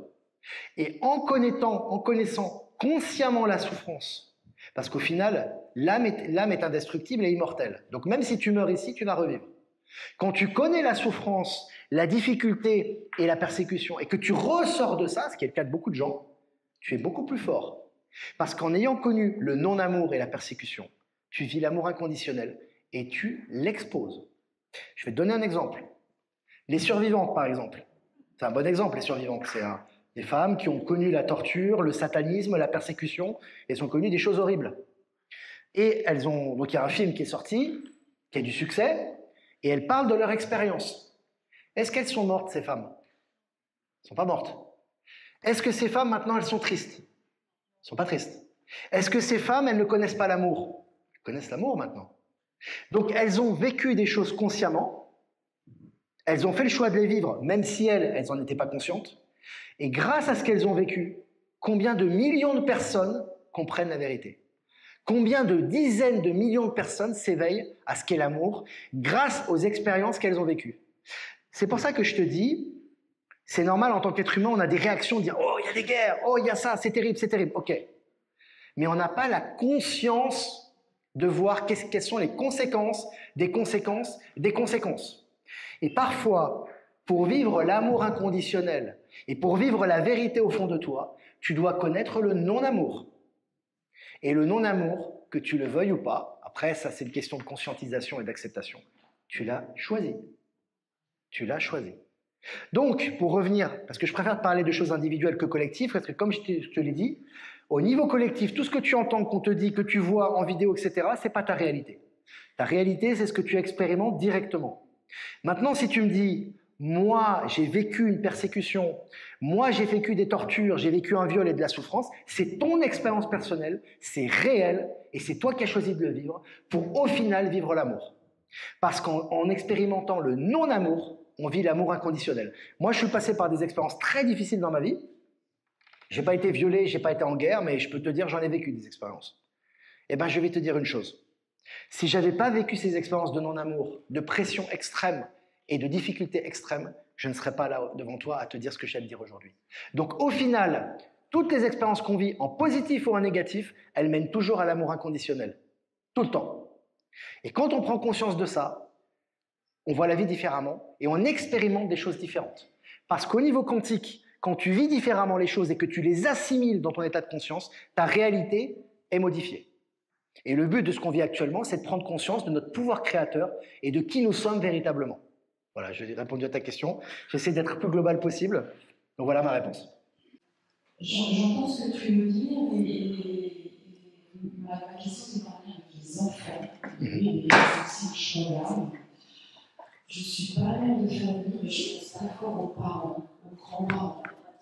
Quand effectivement il y a cette imposition à l'éducation sexuelle de plus en plus tôt, qu'en est-il justement par rapport à cette évolution? Parce que ce sera la future génération, on a quand même traumatisme psychologique, physique et autres. Qu'en est-il justement de ça par rapport aux parents? Surtout les enfants. C'est surtout les enfants. C'est surtout les enfants. Ah oui, c'est surtout les enfants. Ouais, moi j'ai 2 enfants. Hein. Moi j'ai une petite de 2 ans et une petite de 6 ans. Donc, alors en fait, si tu veux, on a une vision des enfants qui est un peu erronée en fait. Un petit peu erronée. En fait, les enfants sont beaucoup plus matures que nous sur certains points. C'est-à-dire que l'enfant, en fait, si tu veux, moi je dis d'une façon générale, les petits-enfants ont un état de conscience qui est très très élevé, simplement, ils ne se manifestent pas comme nous parce qu'ils n'ont pas, pas la même expérience ici dans cette matière, donc ils ne s'expriment pas comme nous, ils n'ont pas la même aisance. Par contre, au niveau énergétique, ils sont très puissants. Donc un petit enfant va récupérer beaucoup plus vite de ses sévices qu'un adulte. Pourquoi? Si, je vais te dire pourquoi. Parce que l'enfant, si tu veux, il a une capacité de pardon et de récupération beaucoup plus rapide que l'adulte. L'adulte, il a la mémoire, il a la rancœur, il a la conscience. Donc lui, c'est très très très difficile de se débarrasser d'un souvenir. Un enfant, quand tu lui enseignes quelque chose, c'est comme une feuille blanche. Tu lui enseignes quelque chose de pervers, si demain tu lui enchaînes quelque chose de positif, il va passer au positif. Donc déjà, l'enfant, il a une capacité d'adaptation exceptionnelle. Il n'est pas du tout vulnérable comme on le pense. Alors évidemment, ça ne veut pas dire qu'il faut lui faire du mal. C'est pas ce que j'ai dit. Je dis que l'enfant est beaucoup plus solide et il se réinitialise beaucoup plus rapidement qu'un adulte. Ça, c'est la première chose. La deuxième chose, on parle de souveraineté. J'ai dit, on est en transition. Il y a encore l'ancien système qui est là, qui tourne en boucle, et il y a le nouveau système qui est là. Si tu ne choisis pas, toi, d'être souverain et tu ne choisis pas le nouveau système, à quelle réalité tu vas être confronté? Tu vas être confronté à la réalité de l'ancien système. Si moi, demain, moi mes enfants sont scolarisés en Bolivie maintenant, d'accord? Si moi demain, ici, j'avais mes enfants, qui étaient scolarisés et qui auraient des choses qu'on enseignerait à mes enfants, je les retire. Je les retire. Je dis, moi je les retire, c'est comme ça. Si on est 3 ou 4 à le faire, qu'est-ce qui va se passer dans la classe? Si on est juste 3 ou 4 parents à retirer nos enfants parce qu'il y a des enseignements qui sont inacceptables, qui ne sont pas du tout adaptés à eux, ils vont retirer le programme. Donc le problème dans cette société, c'est qu'on est habitué à être assisté. C'est-à-dire qu'on se dit, l'État a fait ça, l'État a dit ça, l'école a dit ça. Mais le problème, et toi tu dis quoi? Qu'est-ce que tu dis toi? C'est tes enfants? C'est la chair de ta chair? Alors qu'est-ce que tu dis pour tes enfants? Ah, je ne vais pas le dire parce qu'on ne m'a pas dit de le faire. Je ne vais pas dire parce que l'État a décidé ça. C'est l'État qui a créé tes enfants, c'est lui qui leur a donné à manger, c'est lui qui leur a donné la vie. Je ne suis pas certain. Moi, je te le dis en connaissance de cause. Moi, je peux t'en raconter des expériences. Hein. Moi, j'ai eu des expériences où j'ai vu beaucoup de gens dans les écoles, que ce soit pour le vaccin ou pour, si tu veux, ce narratif sexuel, etc., sexualisation, qui ont retiré leurs enfants. Mais je veux dire, ça n'a pas fait long feu. Hein. Ils ne sont pas allés chez eux pour récupérer leurs enfants. Hein. Quand tu as 2-3 personnes qui le font, ils ne peuvent même pas continuer à faire les cours. Parce que le problème, c'est qu'ils ont besoin. Ils ont besoin des gens, parce que c'est vous qui payez les impôts, c'est vous qui payez les écoles. Donc à un moment donné, ça marche plus, et comme c'est un choix souverain, ça gagne, ça l'emporte. Donc du coup, finalement, ils arrêtent les programmes. Et tu as beaucoup d'écoles dans lesquelles, déjà, toutes les écoles n'ont pas ce programme, déjà, et d'une. Alors dans le monde, je n'en parle même pas, hein, c'est ultra minoritaire. Hein. Mais même en France, tu as des écoles qui ont abandonné ces programmes. J'ai partagé récemment un document officiel en France d'une école qui a dit, écoutez, le proviseur de l'école a dit aux parents, écoutez, on va enseigner ces cours, mais si vous voulez, n'amenez pas les enfants à cette heure-là pour les cours. C'est-à-dire que le proviseur lui-même, comme il s'est inscrit, si tu veux, en tant que parent, parce qu'il doit avoir des enfants aussi, il s'est dit, écoutez, on nous demande de faire ça, mais si vous pensez que c'est trop choquant pour vos enfants, eh ben, écoutez, ne venez pas à cette heure pour ces cours-là. Tu vois, on en est arrivé là. Donc, c'est nous qui avons les clés. On a les clés de ça. Mais on ne s'en rend pas compte parce qu'on nous a dit « Oui, si tu ne fais pas ça, tu vas être sanctionné, tu vas avoir des problèmes, tu vas… » Oui, on a dit ça. Mais dans l'expérience, c'est nous qui sommes les maîtres de ça. Je vais donner un autre exemple qui est directement lié à ce que je vis moi. Moi, j'avais ma fille qui était en Suisse, c'était l'année dernière. Et ma fille, normalement, était en âge d'aller à l'école. Donc moi, à l'école, la première école, si tu veux, elle avait déjà 4 ans passés. À 4 ans passés, tu vas à l'école, c'est obligatoire normalement. Et puis nous, on avait dit, non, parce que finalement, c'est même pas une question de vaccin, les vaccins sont pas obligatoires. Donc de toute façon, on s'est dit, l'année prochaine, ils vont aller en Bolivie, moi j'ai envie de la garder avec moi. J'ai pas envie qu'elle aille à l'école, parce que de toute façon, à cet âge-là, ils apprennent pas grand-chose en général. Puis en plus de ça, j'avais dit, j'ai envie de profiter de ma fille avant qu'elle parte à l'étranger. On a reçu une lettre qu'on a mis à la poubelle, on n'a reçu aucun rappel. Ma fille était chez moi pendant 1 an, de façon totalement illégale, et je n'ai reçu aucun rappel. Et quand moi, ma fille était là, on allait au parc, on allait en bas de la maison, et j'allais devant l'école, parce que ma fille, elle voulait voir les autres élèves, on n'a jamais rien eu. Donc ce que je veux te dire, ça va disparaître ça, évidemment, on va transitionner vers autre chose, il n'y aura plus ces éducations sexuelles, ces obligations vaccinales, l'école va changer. Mais avant qu'elle ne change, et qu'on soit en phase de transition totale vers l'autre système, c'est à nous de défendre nos enfants.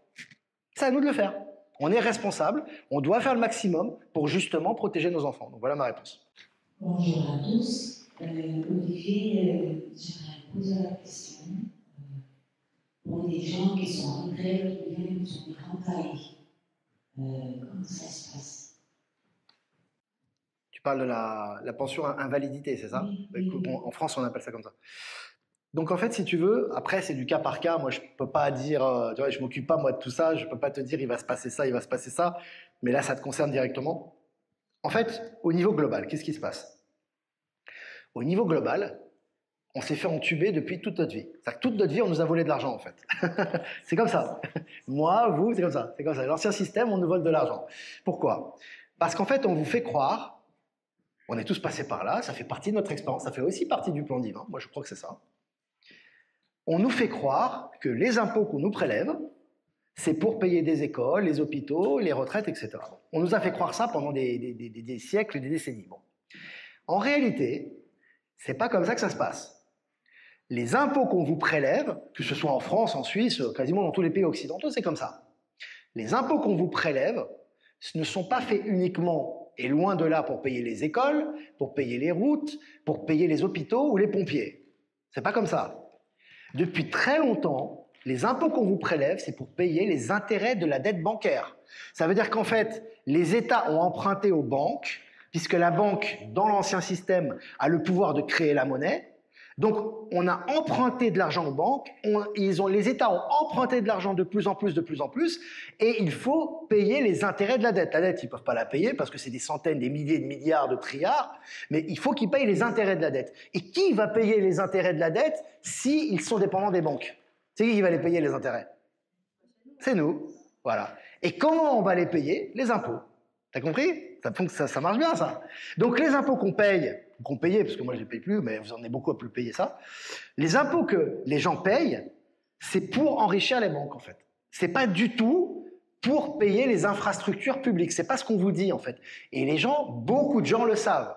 Maintenant, c'est des choses qui sont quasiment très connues, parce que maintenant, avec les réseaux sociaux, avec les lanceurs d'alerte, et puis bon, maintenant, on change de système.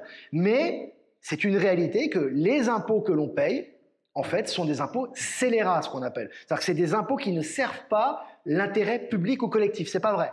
Et il y a beaucoup de gens qui en ont parlé, il y a notamment Étienne Chouard, il y a énormément de gens qui en ont parlé en détail. C'est absolument stupéfiant. Quand vous voyez le système, vous vous dites « Waouh, c'est incroyable comment ils ont ficelé le système ».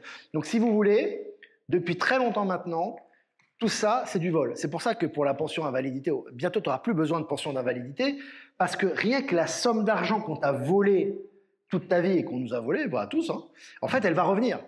Parce qu'à un moment donné, cette somme d'argent au niveau quantique, tout est transparent. Donc l'argent qu'on t'a volé de façon illégale, à un moment donné, il va falloir qu'il revienne d'une manière ou d'une autre. Alors, est-ce que ça reviendra par un prêt bancaire, ou que tu auras ça sur ton compte, ou que tu auras ça en valeur immobilière? J'en sais rien, parce que là, franchement, c'est très technique. Hein. Et puis chacun, ça va être différent. Ça va se faire naturellement. Mais ça va revenir. Et ça a déjà commencé. Ça a déjà commencé. Regarde le nombre de retours d'impôts que de gens ont eu, qui n'avaient jamais eu avant. Parce qu'avant, pour un retour d'impôt, il fallait que tu fasses des réclamations, que tu les relances. C'est pas eux qui te remboursaient, hein. Ça n'existe pas. C'est toi qui devais relancer les gens. Maintenant, tu as un retour d'impôt. Tu as des gens qui ont des retours parce qu'ils ont fait en fait, il y a eu un trop perçu en face et ils ont sur leur compte un retour. Moi, j'en ai reçu des centaines, hein, comme ça. Ça ne peut passer qu'au système quantique. Ça, au système dans l'ancien système, ça ne peut pas passer. Ça n'existe pas. Ça ne peut pas fonctionner, tu vois. Oui, en Suisse, c'est un peu différent. Il y a des retours d'impôts qui se font depuis très longtemps. Mais on le voit sur d'autres aspects. C'est-à-dire qu'on ne le voit pas là-dessus, mais en Suisse, par exemple, on le voit sur d'autres aspects. Par exemple, maintenant, tu as au niveau instauré, avant, quand tu faisais un transfert d'argent, ce n'était pas instantané. Quand tu faisais un transfert d'un compte à compte, tu avais minimum 24 heures de latence. En Suisse ou ailleurs. Bon, ça, c'était international. Mais ces 24 heures de latence que tu avais, c'est du vol. Parce qu'en réalité, quand on fait un transfert d'argent bancaire, c'est une opération comptable qui prend 1 seconde. Donc normalement, tu dois avoir directement le transfert qui s'affiche dans l'autre compte. Parce que c'est du virtuel. C'est pas de l'argent en fait. Hein. C'est un transfert comptable. Et maintenant, donc ça pendant des années, on nous a dit non, c'est normal, il y a un temps de latence, etc. Non, c'est de l'argent qui travaille. Quand toi, tu as 5 000 euros, que tu envoies 5 000 euros, s'il y en a 10, 1000, 10 000, 100 000 qui font ça, et que pendant un jour, ils font travailler l'argent, ils se font des millions. Hein. C'est comme ça qu'ils vivent. Hein. En partie, c'est comme ça qu'ils ont vécu, plus le reste. Ça, ils peuvent plus maintenant. C'est-à-dire que là, tu vas avoir des mesures, et ça a commencé déjà, on l'a vu, où maintenant ces transferts sont instantanés. Mais tu crois que c'est les banques qui ont décidé ça? Tu crois qu'ils ont dit du jour au lendemain, on va perdre de l'argent? On va plus gagner de l'argent là-dessus? Non, c'est pas eux qui ont décidé, c'est le système qui a changé. Tu vois? Donc là, on est en train de passer dans un système où on va avoir une transparence bancaire de plus en plus forte. On aura moins de banques, parce qu'il y en a beaucoup trop. Ça va se réduire au strict minimum. Elles n'auront plus le pouvoir qu'elles ont aujourd'hui. Elles seront très encadrées et très transparentes. Et il n'y aura plus, si tu veux, les ponctions qu'il y a aujourd'hui, qui sont des ponctions scélérates, qui sont illégales, en fait. Donc ça va changer aussi. Ça a déjà un peu commencé. Hein. Il y a déjà des éléments qui vont dans cette direction. Bon, ça va arriver dans tout le monde. Une petite question quand on a l'impression de dépendre de quelque chose d'extérieur. Par exemple, là, on pense à vendre une maison. Donc, on travaille beaucoup au niveau énergétique. On essaie de faire tout ce qu'il faut pour que ça se vende, mais ça ne se vend pas. Donc, on a l'impression d'être bloqué dans les projets qu'on va créer derrière. Est-ce que tu as déjà commencé les projets derrière comme si la maison était vendue? Est-ce que... Bon, voilà. Je vais répondre que des questions concrètes aujourd'hui. Je vais manquer des questions sur la vie quotidienne. Alors en fait, je vais te répondre global, d'accord? Parce qu'après ça, c'est toujours ta souveraineté et c'est tes choix personnels. Moi, je peux pas influer sur tes choix. Ça reste ta souveraineté, tu vois. Maintenant, au niveau global, je dis toujours aux gens, c'est comme les gens qui me disent, est-ce que je dois retirer l'argent des banques? Est-ce que je dois acheter? Ça, en fait, c'est toi qui vas le décider. Moi, je dis toujours une chose. Il faut que tu suives le cours naturel des choses. Tu ne dois pas faire comme si demain ça allait être la fin du monde ou ça allait changer. Ça ne marche pas comme ça. Il faut que tu fasses les choses qui te semblent justes. C'est-à-dire que si toi, aujourd'hui, tu as envie de t'acheter une maison, tu dis voilà, j'ai vraiment envie d'acquérir cette maison, c'est important pour moi, je sens vraiment que j'ai envie de l'acquérir, tu vas l'acheter quand même. Tu vois ce que je veux dire? Mais c'est vrai que dans le nouveau système, il se passe une bascule. C'est-à-dire que dans le nouveau système, le problème aujourd'hui au niveau de l'immobilier, c'est que 80% de ta maison, c'est de la spéculation. Ça veut dire que grosso modo, la vraie valeur de ta maison, elle est entre 20 et 30% de la valeur que tu vas payer au final. Donc tout le reste, c'est de la spéculation immobilière en fait, ou c'est des taux d'intérêt. Ça, c'est illégal dans le nouveau système. Donc oui, tu peux acheter une maison maintenant, mais dans le nouveau système, normalement, tu ne paieras que la vraie valeur de la maison. Tu ne paieras plus tous les taux d'intérêt et tout ce que tu payes en plus, tu ne le paieras plus en fait. C'est ça qui va changer. Mais oui, effectivement, moi, ce que je dis toujours aux gens, faites ce que votre cœur vous dit de faire. Si vous avez envie d'une maison, vous n'êtes pas obligé « Ah ben je vais attendre le nouveau monde, allez, je vais attendre que ça change, que ça chute et après je vais m'acheter une maison. » Ça ne va pas marcher. Tu vois ce que je veux dire? Parce que toi, peut-être tu dois l'acheter maintenant, cette maison. Donc voilà, moi c'est tout ce que je peux te dire. Je ne peux pas te dire plus. Oui, bonsoir Olivier, bonsoir tout le monde. Moi j'aurais une question. Tu disais tout à l'heure qu'on a de plus en plus de vérités qui commencent à s'afficher sur, par exemple, ce qui se passe au-delà du cercle polaire, les nouvelles visions que nous avions, que nous savions, mais que nous prenons pour des illuminés. Ouais. Et je voulais savoir si elle n'était pas un peu le fruit de l'intelligence artificielle qui est en train de, comme nous le savons, comme Snowden l'a dit, en train de calculer des milliards et des milliards d'opérations par seconde. Ils savent ce qu'on fait sur notre téléphone portable, sur notre vie, sur ce qu'on pense, ce qu'on dit, tout est calculé. Et est-ce qu'on ne manipule pas par rapport à ça, un peu comme un blog, la pensée fait grandir une chose et on nous fait voir ce qu'on a envie de voir? Alors, ça c'est une vaste question, mais je vais essayer de répondre synthétique. C'est intéressant parce qu'on touche à un sujet qui est très intéressant, qui est l'intelligence artificielle et les nouvelles technologies. En fait, on peut le mettre dans les nouvelles technologies. Il faut désapprendre quelque chose, c'est la peur. On nous a mis dans la tête, dans l'ancien système, que tout ce qui était lié à tout ce qui était intelligence artificielle, argent numérique, etc., c'est méchant, c'est mauvais. C'est pour le contrôle. Pas du tout. Ça peut être pour le contrôle, et ça peut servir le bien aussi de l'humanité. En fait, c'est neutre, si tu veux. Je prends toujours la comparaison du couteau. Tu peux tuer quelqu'un avec un couteau et tu peux couper du pain. C'est la même chose. En fait, les nouvelles technologies et l'intelligence artificielle ne sont ni positives ni négatives. Ça, c'est la réalité des choses. Maintenant, il faut savoir qu'on passe dans un nouveau système. Le nouveau système, c'est le collectif, c'est-à-dire que tout doit être fait pour le bien de l'être humain. Donc, si pour le bien de l'être humain, il faut passer par l'intelligence artificielle pour certaines tâches, on va l'utiliser. Tu vois ? Tant que c'est pour le bien de l'être humain. L'intelligence artificielle, ou par exemple ce qu'on appelle ChatGPT, etc., c'est le reflet de nous. Hein. C'est nous, en fait. C'est les pensées individuelles et les calculs et les actions individuelles qui créent un collectif, et il y a une synthèse et ça sort comme ça. Tu vois? Donc nous, pour moi, pourquoi maintenant on parle du mur de glace, on parle de cette réalité, on parle des faux attentats du 11 septembre, on te parle de la Lune, de l'alunissage, etc., et que ces choses sont de plus en plus connues, c'est nous, en fait. C'est parce que le niveau de conscience de l'humanité évolue et l'humanité s'ouvre à cette réalité. Donc, au niveau concret, on a des articles et des révélations qui vont dans ce sens-là. En fait, c'est une interaction, si tu veux. Ce n'est ni bon ni mauvais. C'est juste le résultat de l'état de conscience. Avant, peut-être que toi ou d'autres personnes, on était ultra minoritaires. Donc, sur l'ensemble de la planète, c'est pas suffisant. La bascule énergétique pouvait pas se faire. Donc, concrètement, les réalités restaient de la fiction. Mais aujourd'hui, et on n'a rien vu encore, hein, on va avoir beaucoup plus de choses. Hein. On va avoir des portails énergétiques, on va avoir des accès à l'intraterre, etc. Mais pour l'instant, l'état de conscience s'ouvre davantage et donc on a des vérités qui sont publiées. Ça peut être l'intelligence artificielle qui les calcule, mais dans le bon sens cette fois-ci. C'est-à-dire que c'est pas fait pour emprisonner les gens, mais c'est fait pour faciliter la connaissance et la vérité. Donc à ce moment-là, elle est positive. On parle tout à l'heure, je dévie un peu du sujet parce que c'est intéressant aussi. Tout à l'heure, on me disait l'argent numérique. Il paraît que l'argent numérique, machin. Donc déjà, quand tu me dis ça, déjà t'as peur, déjà. La première énergie qu'il y a que moi je vois, je parle pas de toi, hein. Je te dis, quand on me pose la question, hein, je parlais pas de ce que tu dis. Mais quand on me pose la question, tout de suite, il y a la peur, déjà. Qu'est-ce que j'ai dit tout à l'heure dans le monologue que j'ai fait? J'ai dit, l'amour, la peur, c'est le contraire de l'amour. L'amour ne veut pas dire accepter tout et n'importe quoi, parce qu'il y a une question de discernement aussi. Mais l'amour, ce n'est pas la peur. C'est-à-dire, on va dans le sens que l'on aime. On fait les choses que l'on aime et on avance dans cette direction. Ça, c'est positif. Mais si on commence déjà à avoir peur de quelque chose en disant « ils vont nous faire quelque chose », on donne déjà sa souveraineté à une entité extérieure. On a déjà donné notre souveraineté en disant « ils vont faire quelque chose de négatif ».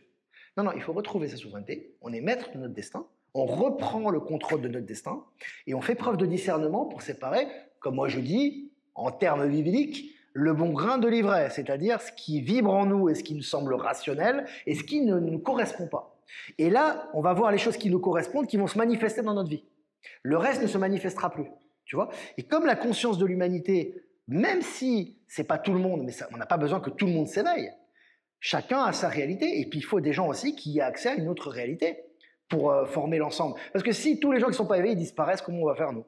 C'est-à-dire que nous, on va être en groupe d'amis, on va reconstruire l'humanité. Ça ne marche pas comme ça. Au niveau quantique, tout est juste. Donc les gens qui ne sont peut-être pas éveillés, mais qui sont nécessaires au fonctionnement de la société, vont rester là. Mais les gens qui sont peut-être plus éveillés à une certaine réalité vont avoir accès à cette réalité et vont pouvoir y accéder concrètement. Tu vois? Donc j'ai un peu élargi le sujet. Ce que je veux dire, c'est que, En fait, tout ce qui est intelligence artificielle, technologie, faut pas être fermé à ça, à condition que ça participe à l'évolution de l'humanité et pas à son emprisonnement ou à son embrigadement, tu vois. Par exemple, Elon Musk, pour foutre un bon exemple, lui, c'est un mec qui est hyper high-tech. C'est-à-dire que lui, il connaît l'intelligence artificielle, il prévoit de faire des voyages dans l'espace, etc. Il a des technologies quantiques, etc. Et il l'inonde de ça.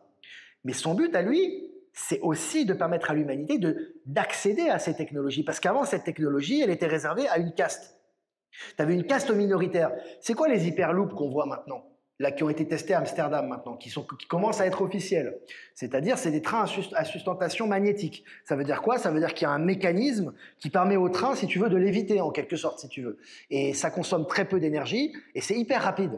Mais ça existait, ça a toujours existé, ça. C'est pas nouveau. Dans les tunnels, ça existait déjà, ça. C'était utilisé par une caste. Mais ça existait. Lui, qu'est-ce qu'il fait? Il la rend utile pour le public. Quand tu vas en Chine, par exemple, tu vas dans les super trains super rapides ou que tu vas dans les centres commerciaux hyper modernes, c'est pas réservé à une caste. C'est pas une caste privilégiée qui a accès à ça. C'est les classes moyennes, les gens ont accès à ça. Donc le but, si tu veux, en positif, c'est d'utiliser cette technologie, que ce soit par les robots, par l'intelligence artificielle, etc., pour le bien-être de l'humanité et pas pour l'asservissement de l'humanité.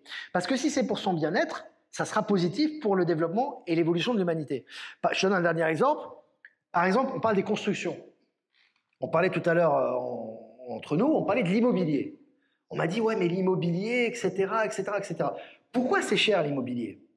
Pourquoi ça coûte très cher? Ça coûte 200 000, 300 000, etc. Pourquoi ça coûte cher? C'est pas les matériaux qui coûtent si cher que ça.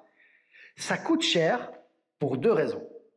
La première raison, c'est la spéculation immobilière. Ça veut dire que ton bien immobilier, il est sujet à spéculation. Ça veut dire qu'à partir du moment où on le met en vente, il y a des frais, il faut que ces coûts retournent à celui qui a investi l'argent. Donc, il y a une spéculation derrière au niveau de l'argent. Et la deuxième chose, c'est que la construction, ça coûte cher. Il faut de la main-d'œuvre, il faut des ouvriers, et ça coûte de l'argent. Tout ça, ça fait que la somme elle devient très élevée. Et puis, je ne parle même pas du prêt bancaire. Alors, prêt bancaire, eux, ils te prennent la moitié carrément. C'est-à-dire qu'ils te prêtent 100 000 et ils te prennent 200 000. Voilà. Mais dans le système quantique, ce n'est pas comme ça. Pourquoi? Parce que déjà, on n'est plus dans le même système bancaire. Il n'y a plus de système bancaire basé sur la dette. Donc, tu ne vas plus payer la dette, tu ne vas plus payer à taux d'intérêt ta maison. La deuxième chose, c'est qu'effectivement, ta maison, en fait, tu vas payer la vraie valeur de ta maison et pas la valeur spéculative. Mais il y a une troisième chose. Si ta maison, tu continues à la construire avec des ouvriers, ça va durer 1 an, ça va coûter cher.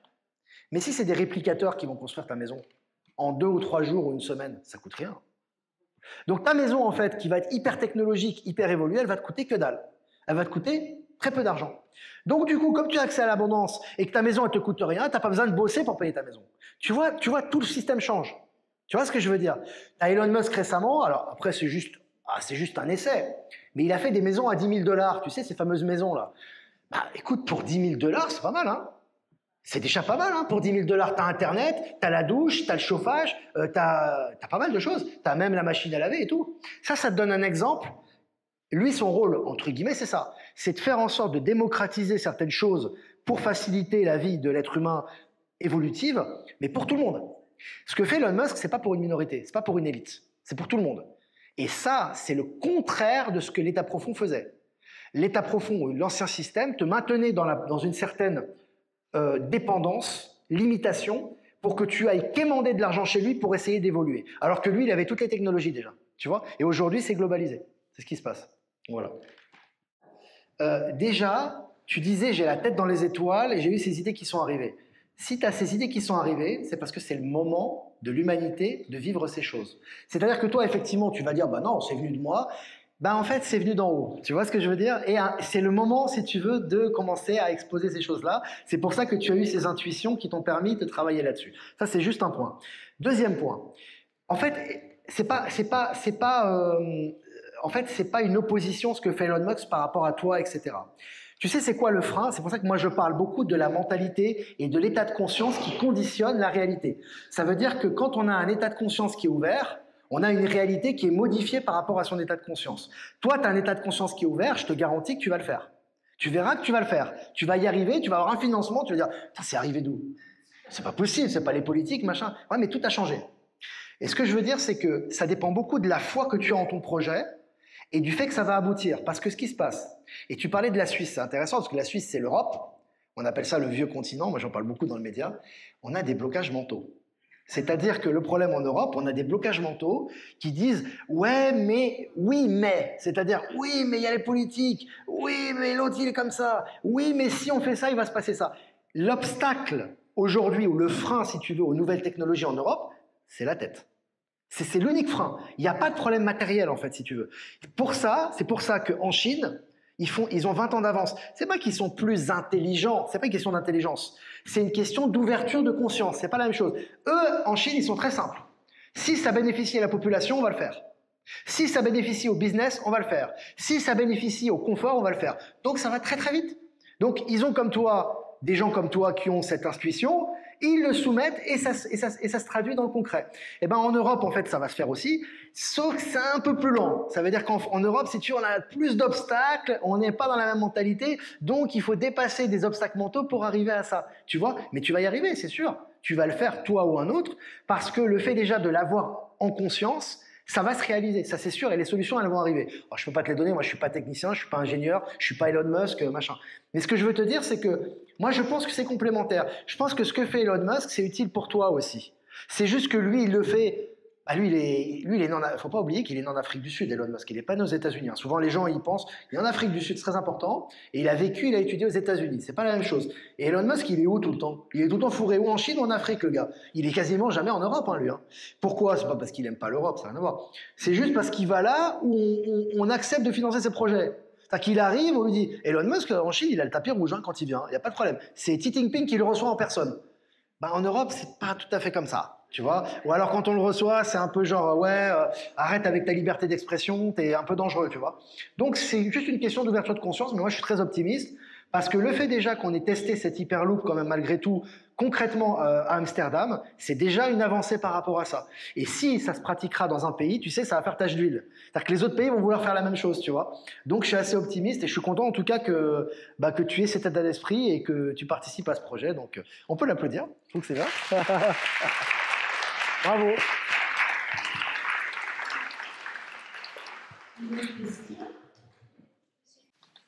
J'ai une question. Il y a pas longtemps, vous avez parlé justement du chemtrail. Vous avez fait une émission là-dessus. Et je sais pas, dans ma région, on va dire dans notre région, c'est assez interpellant parce que là, c'est vraiment le quadrillage, il est vraiment étrange. La dernière fois, semaine passée, c'était carrément un X et un V qui étaient dessinés dans le ciel. Et pourtant, vous avez dit, ouais, et c'est fini, c'est délire. Ok, mais pourquoi c'est quand même encore là? D'accord, donc là tu me dis, tu as vu dans le ciel des X, des V, etc. Ok, pas de problème. Maintenant, je vais te poser une question. Moi, je vais te répondre par une autre question. Parce que toi, tu as ton avis là-dessus, ce qui est tout à fait louable. Non, mais il n'y a pas de problème. Maintenant, je vais te poser une question. Les chemtrails, est-ce que c'est nouveau? C'est pas nouveau. Ça fait des décennies que c'est comme ça. Pourquoi maintenant, on en parle partout, on a des dessins dans le ciel, on a des formes de quadrillage? Ils ont envie qu'on les voit, ces gens-là? Ben non, mais ce que je veux dire, c'est que si vraiment ils étaient pervers, ces gens-là, ils ne voudraient pas qu'on les voit. Ils le feraient de façon discrète. Parce qu'il y a 10-20 ans, moi j'étais au courant des chemtrails déjà, il y a 10-20 ans, quand il y avait les vrais chemtrails toxiques, c'était autre chose que ce qu'on voit maintenant. Parce qu'on ne les voyait pas dans le ciel, on voyait quelques traits comme ça, et les gens ils pensaient que c'était des contrails, c'est-à-dire ils pensaient que c'était naturel. Mais ça crée des maladies, ça par contre. Et on n'en parlait pas. Et aujourd'hui, on a des X, on a des V, et on en parle. Ce que je veux te dire, c'est qu'après, c'est une question de conscientisation et de ressenti. Pour moi, ils ne polluent plus ces chemtrails, c'est plus les mêmes. Maintenant, pour moi, c'est dioxyde d'azote et compagnie, ce qui fait la même traînée en fait dans le ciel, si tu veux. Pour moi, si tu veux, cette politique de chemtrail, elle est finie. Mais si tu veux, dans le ciel, et à toujours des fins, parce qu'en fait, tout est fait pour des fins d'éveil, si tu veux. Le plus important, c'est pas ce que les gens vont faire concrètement, c'est qu'ils prennent conscience d'un phénomène. Aujourd'hui, tout le monde a entendu parler des chemtrails. Tout le monde. Même les gens qui n'y croient pas, ils en ont entendu parler. Donc ça permet aux gens de se conscientiser sur cette réalité, tu vois. C'est ça qui est intéressant. C'est-à-dire que les gens peuvent se conscientiser sur cette réalité par la vision de ce qu'ils ont. Donc pour moi, je te donne mon ressenti, les chemtrails que tu vois dans le ciel, ils sont plus toxiques. Pour moi, ils sont plus toxiques. C'est fini. Les X, les V, les cœurs, ce que tu veux. Tu vois? Non, je sais, on voit des... Parce que moi aussi, je vois. Non, non, mais moi aussi, je vois ça. Non, non, mais moi aussi, ça m'arrive de voir ici en Europe. En Amérique du Sud, il n'y a pas. Enfin, moi où je suis à Bolivie, il n'y a pas. Mais on voit ça. Pour moi, c'est de la dénonciation. C'est pas les mecs qui veulent vraiment te polluer vont pas s'amuser à faire des trucs dans le ciel, en fait, si tu veux. Ils vont te balancer un maximum de produits toxiques sans que tu le vois. Ça, ils vont le faire, tu vois. Mais les X, les machins, non. Moi, je le ressens pas comme ça, tu vois. Pour moi, je le ressens complètement différemment. Maintenant, ça sert beaucoup aux révélations. C'est-à-dire qu'en fait, les gens le voient et ils en parlent toute la journée et ils sont au courant. Je vais donner un exemple par rapport à ça, pour faire comprendre l'état d'esprit. Par exemple, récemment, tu sais qu'il y a eu Pavel Durov, donc le président de Telegram, qui a été arrêté à Paris. Je savais qu'elle allait avoir cette réaction. Tous les gens disaient « Ouais, t'as vu l'état profond, ils ont arrêté Pavel Durov, ils vont censurer Telegram. » Moi, je vis avec Telegram, hein, c'est mon réseau, donc moi, je suis concerné, tu vois. Je leur ai dit « Vous êtes tombés dans le panneau. Vous êtes tous tombés dans le panneau. Qu'est-ce que tu veux faire pour que les gens s'intéressent à quelque chose, mais que ça ne les intéresse pas? Il faut le diaboliser. » Donc, qu'est-ce qui s'est passé? Ils ont arrêté Pavel Durov dans les universités, dans les écoles. Tout le monde connaît Telegram maintenant. Moi, j'ai mon nombre d'abonnés qui a augmenté. Tout le monde connaît Telegram maintenant. Et le mec, Pavel Durov, quand il a été arrêté et qu'il a parlé, qu'est-ce qui est sorti dans les médias? Il n'y a pas beaucoup de choses négatives. Ils ont dit, mais vous savez que les gens du gouvernement français, ils ont un compte sur Telegram aussi. Waouh! Ça veut dire qu'en fait, si tu veux, tout ça s'est ressorti, quoi. Et attends, Telegram, c'est pas que Info Libre, hein. T'as de la pédocriminalité, t'as de la vente d'armes, etc. Donc, il faut ressortir tout ça. Ce que je veux dire, c'est ça le plan divin. C'est-à-dire, c'est d'arriver, si tu veux, à créer un scandale ou quelque chose qui choque la population pour que les gens soient conscients de ce qui se passe.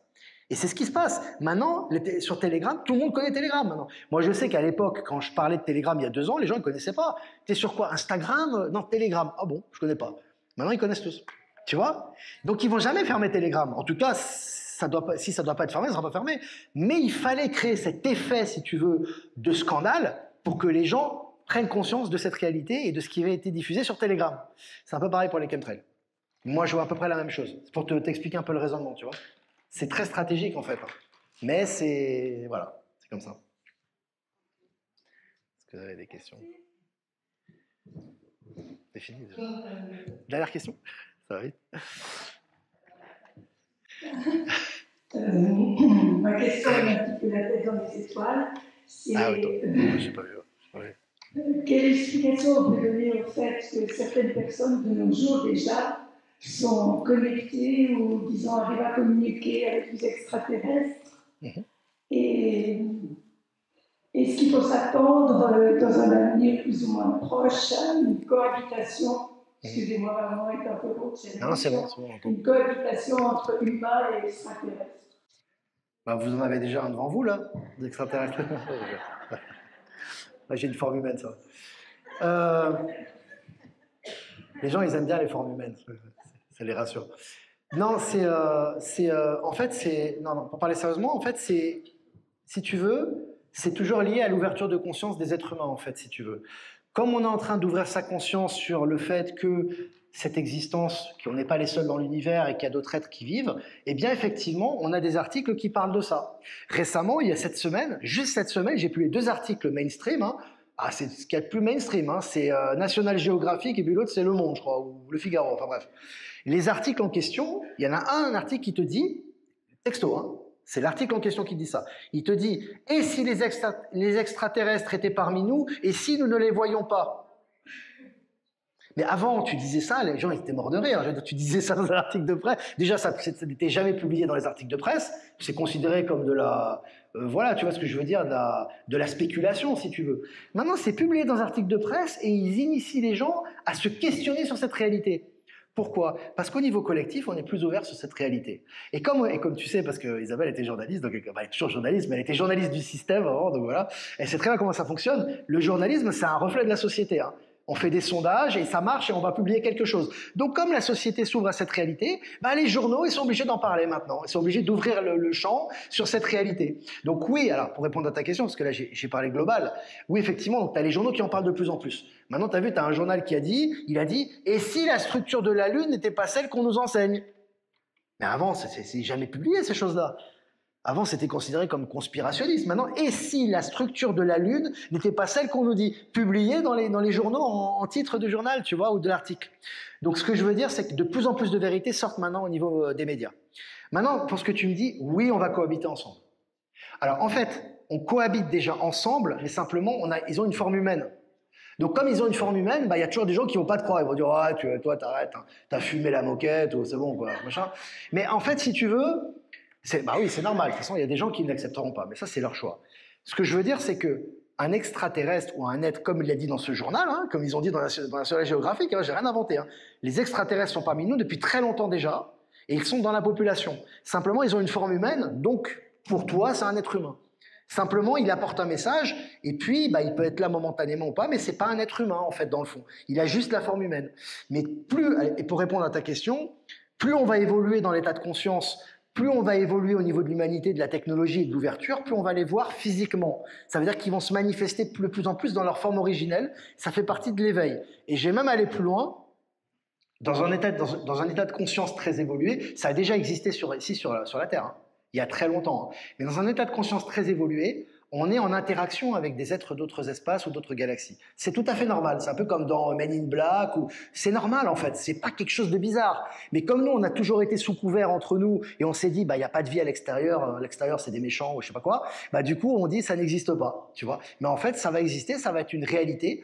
Et il va même y avoir des échanges au niveau éducation. Ça, c'est une information que j'ai eue récemment. C'est-à-dire que dans l'éducation, ma fille, elle va aller à l'école et puis on va lui transmettre des informations peut-être d'autres galaxies. On va lui dire, voilà, dans d'autres galaxies, il y a tel enseignement, etc. Et il y aura des échanges, tu vois. Voilà. C'est pour la petite histoire. Voilà. D'où viennent ces informations? Alors, en fait, je suis allé sur Google, j'ai fait des recherches et puis voilà. Et puis j'ai fait des lives. Tout simplement. Non. Non, en fait, ce qui se passe, c'est toujours une question, parce qu'en fait, on pense mental toujours. C'est-à-dire, on se dit, il a forcément dit quelque chose, donc c'est forcément qu'il a... En fait, si tu veux, tout passe, qu'on soit conscient ou pas, tout passe par le cœur en réalité. Le mental est simplement une façon de matérialiser des paroles et des concepts. Mais en réalité, les informations viennent dans le cœur. D'accord ? Même si on ne le mentalise pas, c'est comme ça que ça se passe. Le mental, c'est juste une usine de traitement qui nous sert à expliquer ce que l'on ressent.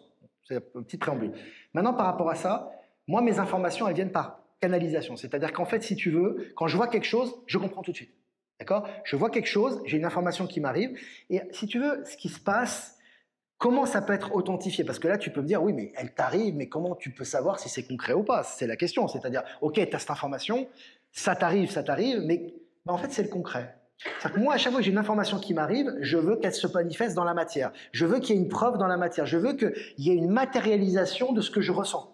Et il se trouve qu'à chaque fois que je ressens quelque chose, il y a une matérialisation. C'est-à-dire qu'il y a un fait concret qui va dans ce sens-là. Donc si toi tu ressens quelque chose, si par exemple là maintenant tu dis oh, je ressens une présence extraterrestre par exemple, tu dis je ressens ça, mais je ne peux pas l'expliquer. Et qu'après il y ait des éléments en pagaille qui vont dans ce sens-là, ça va authentifier ce que tu as ressenti.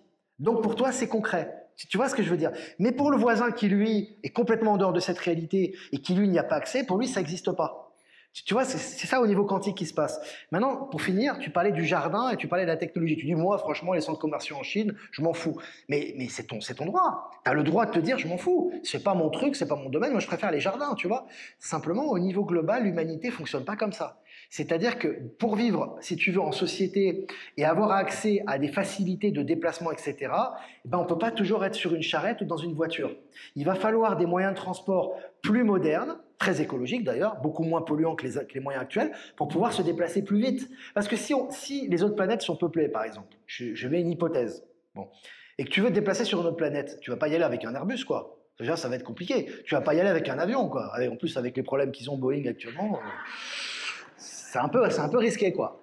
Donc, il va falloir des moyens de déplacement futuristes ou ultramodernes pour pouvoir peut-être accéder à une autre réalité.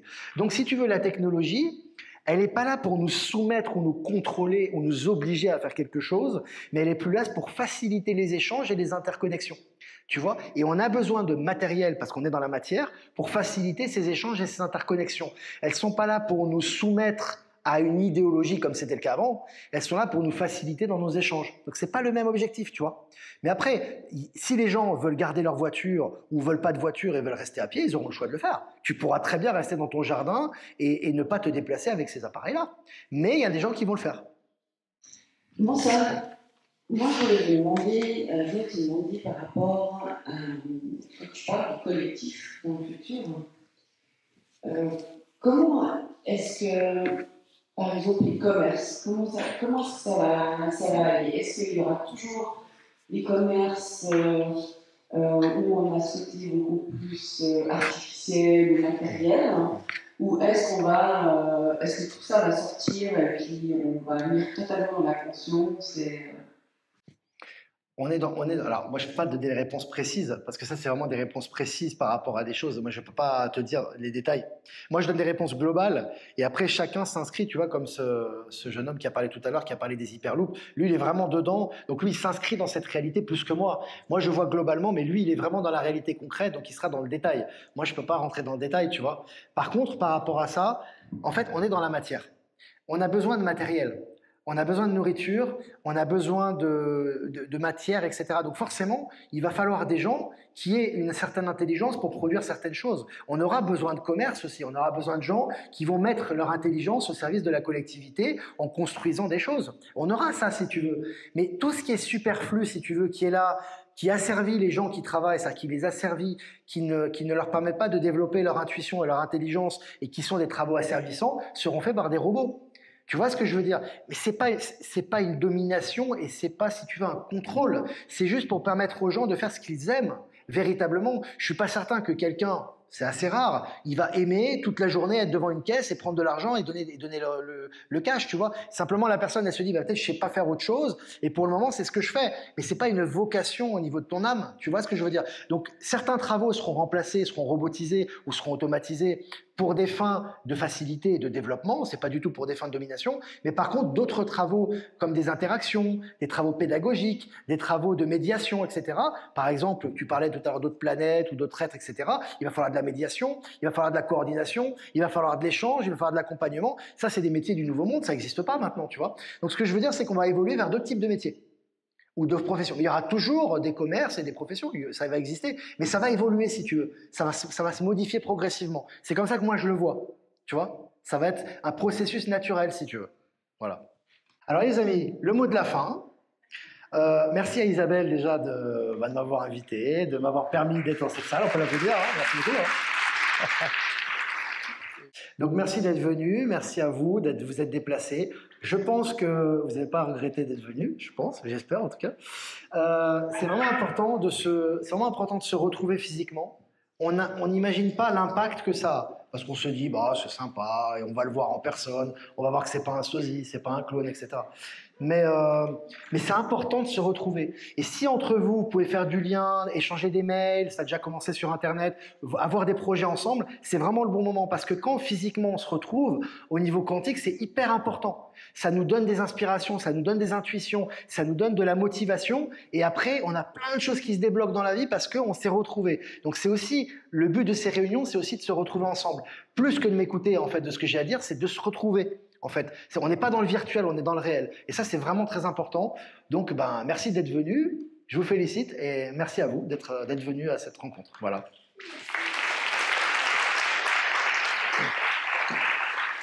Merci.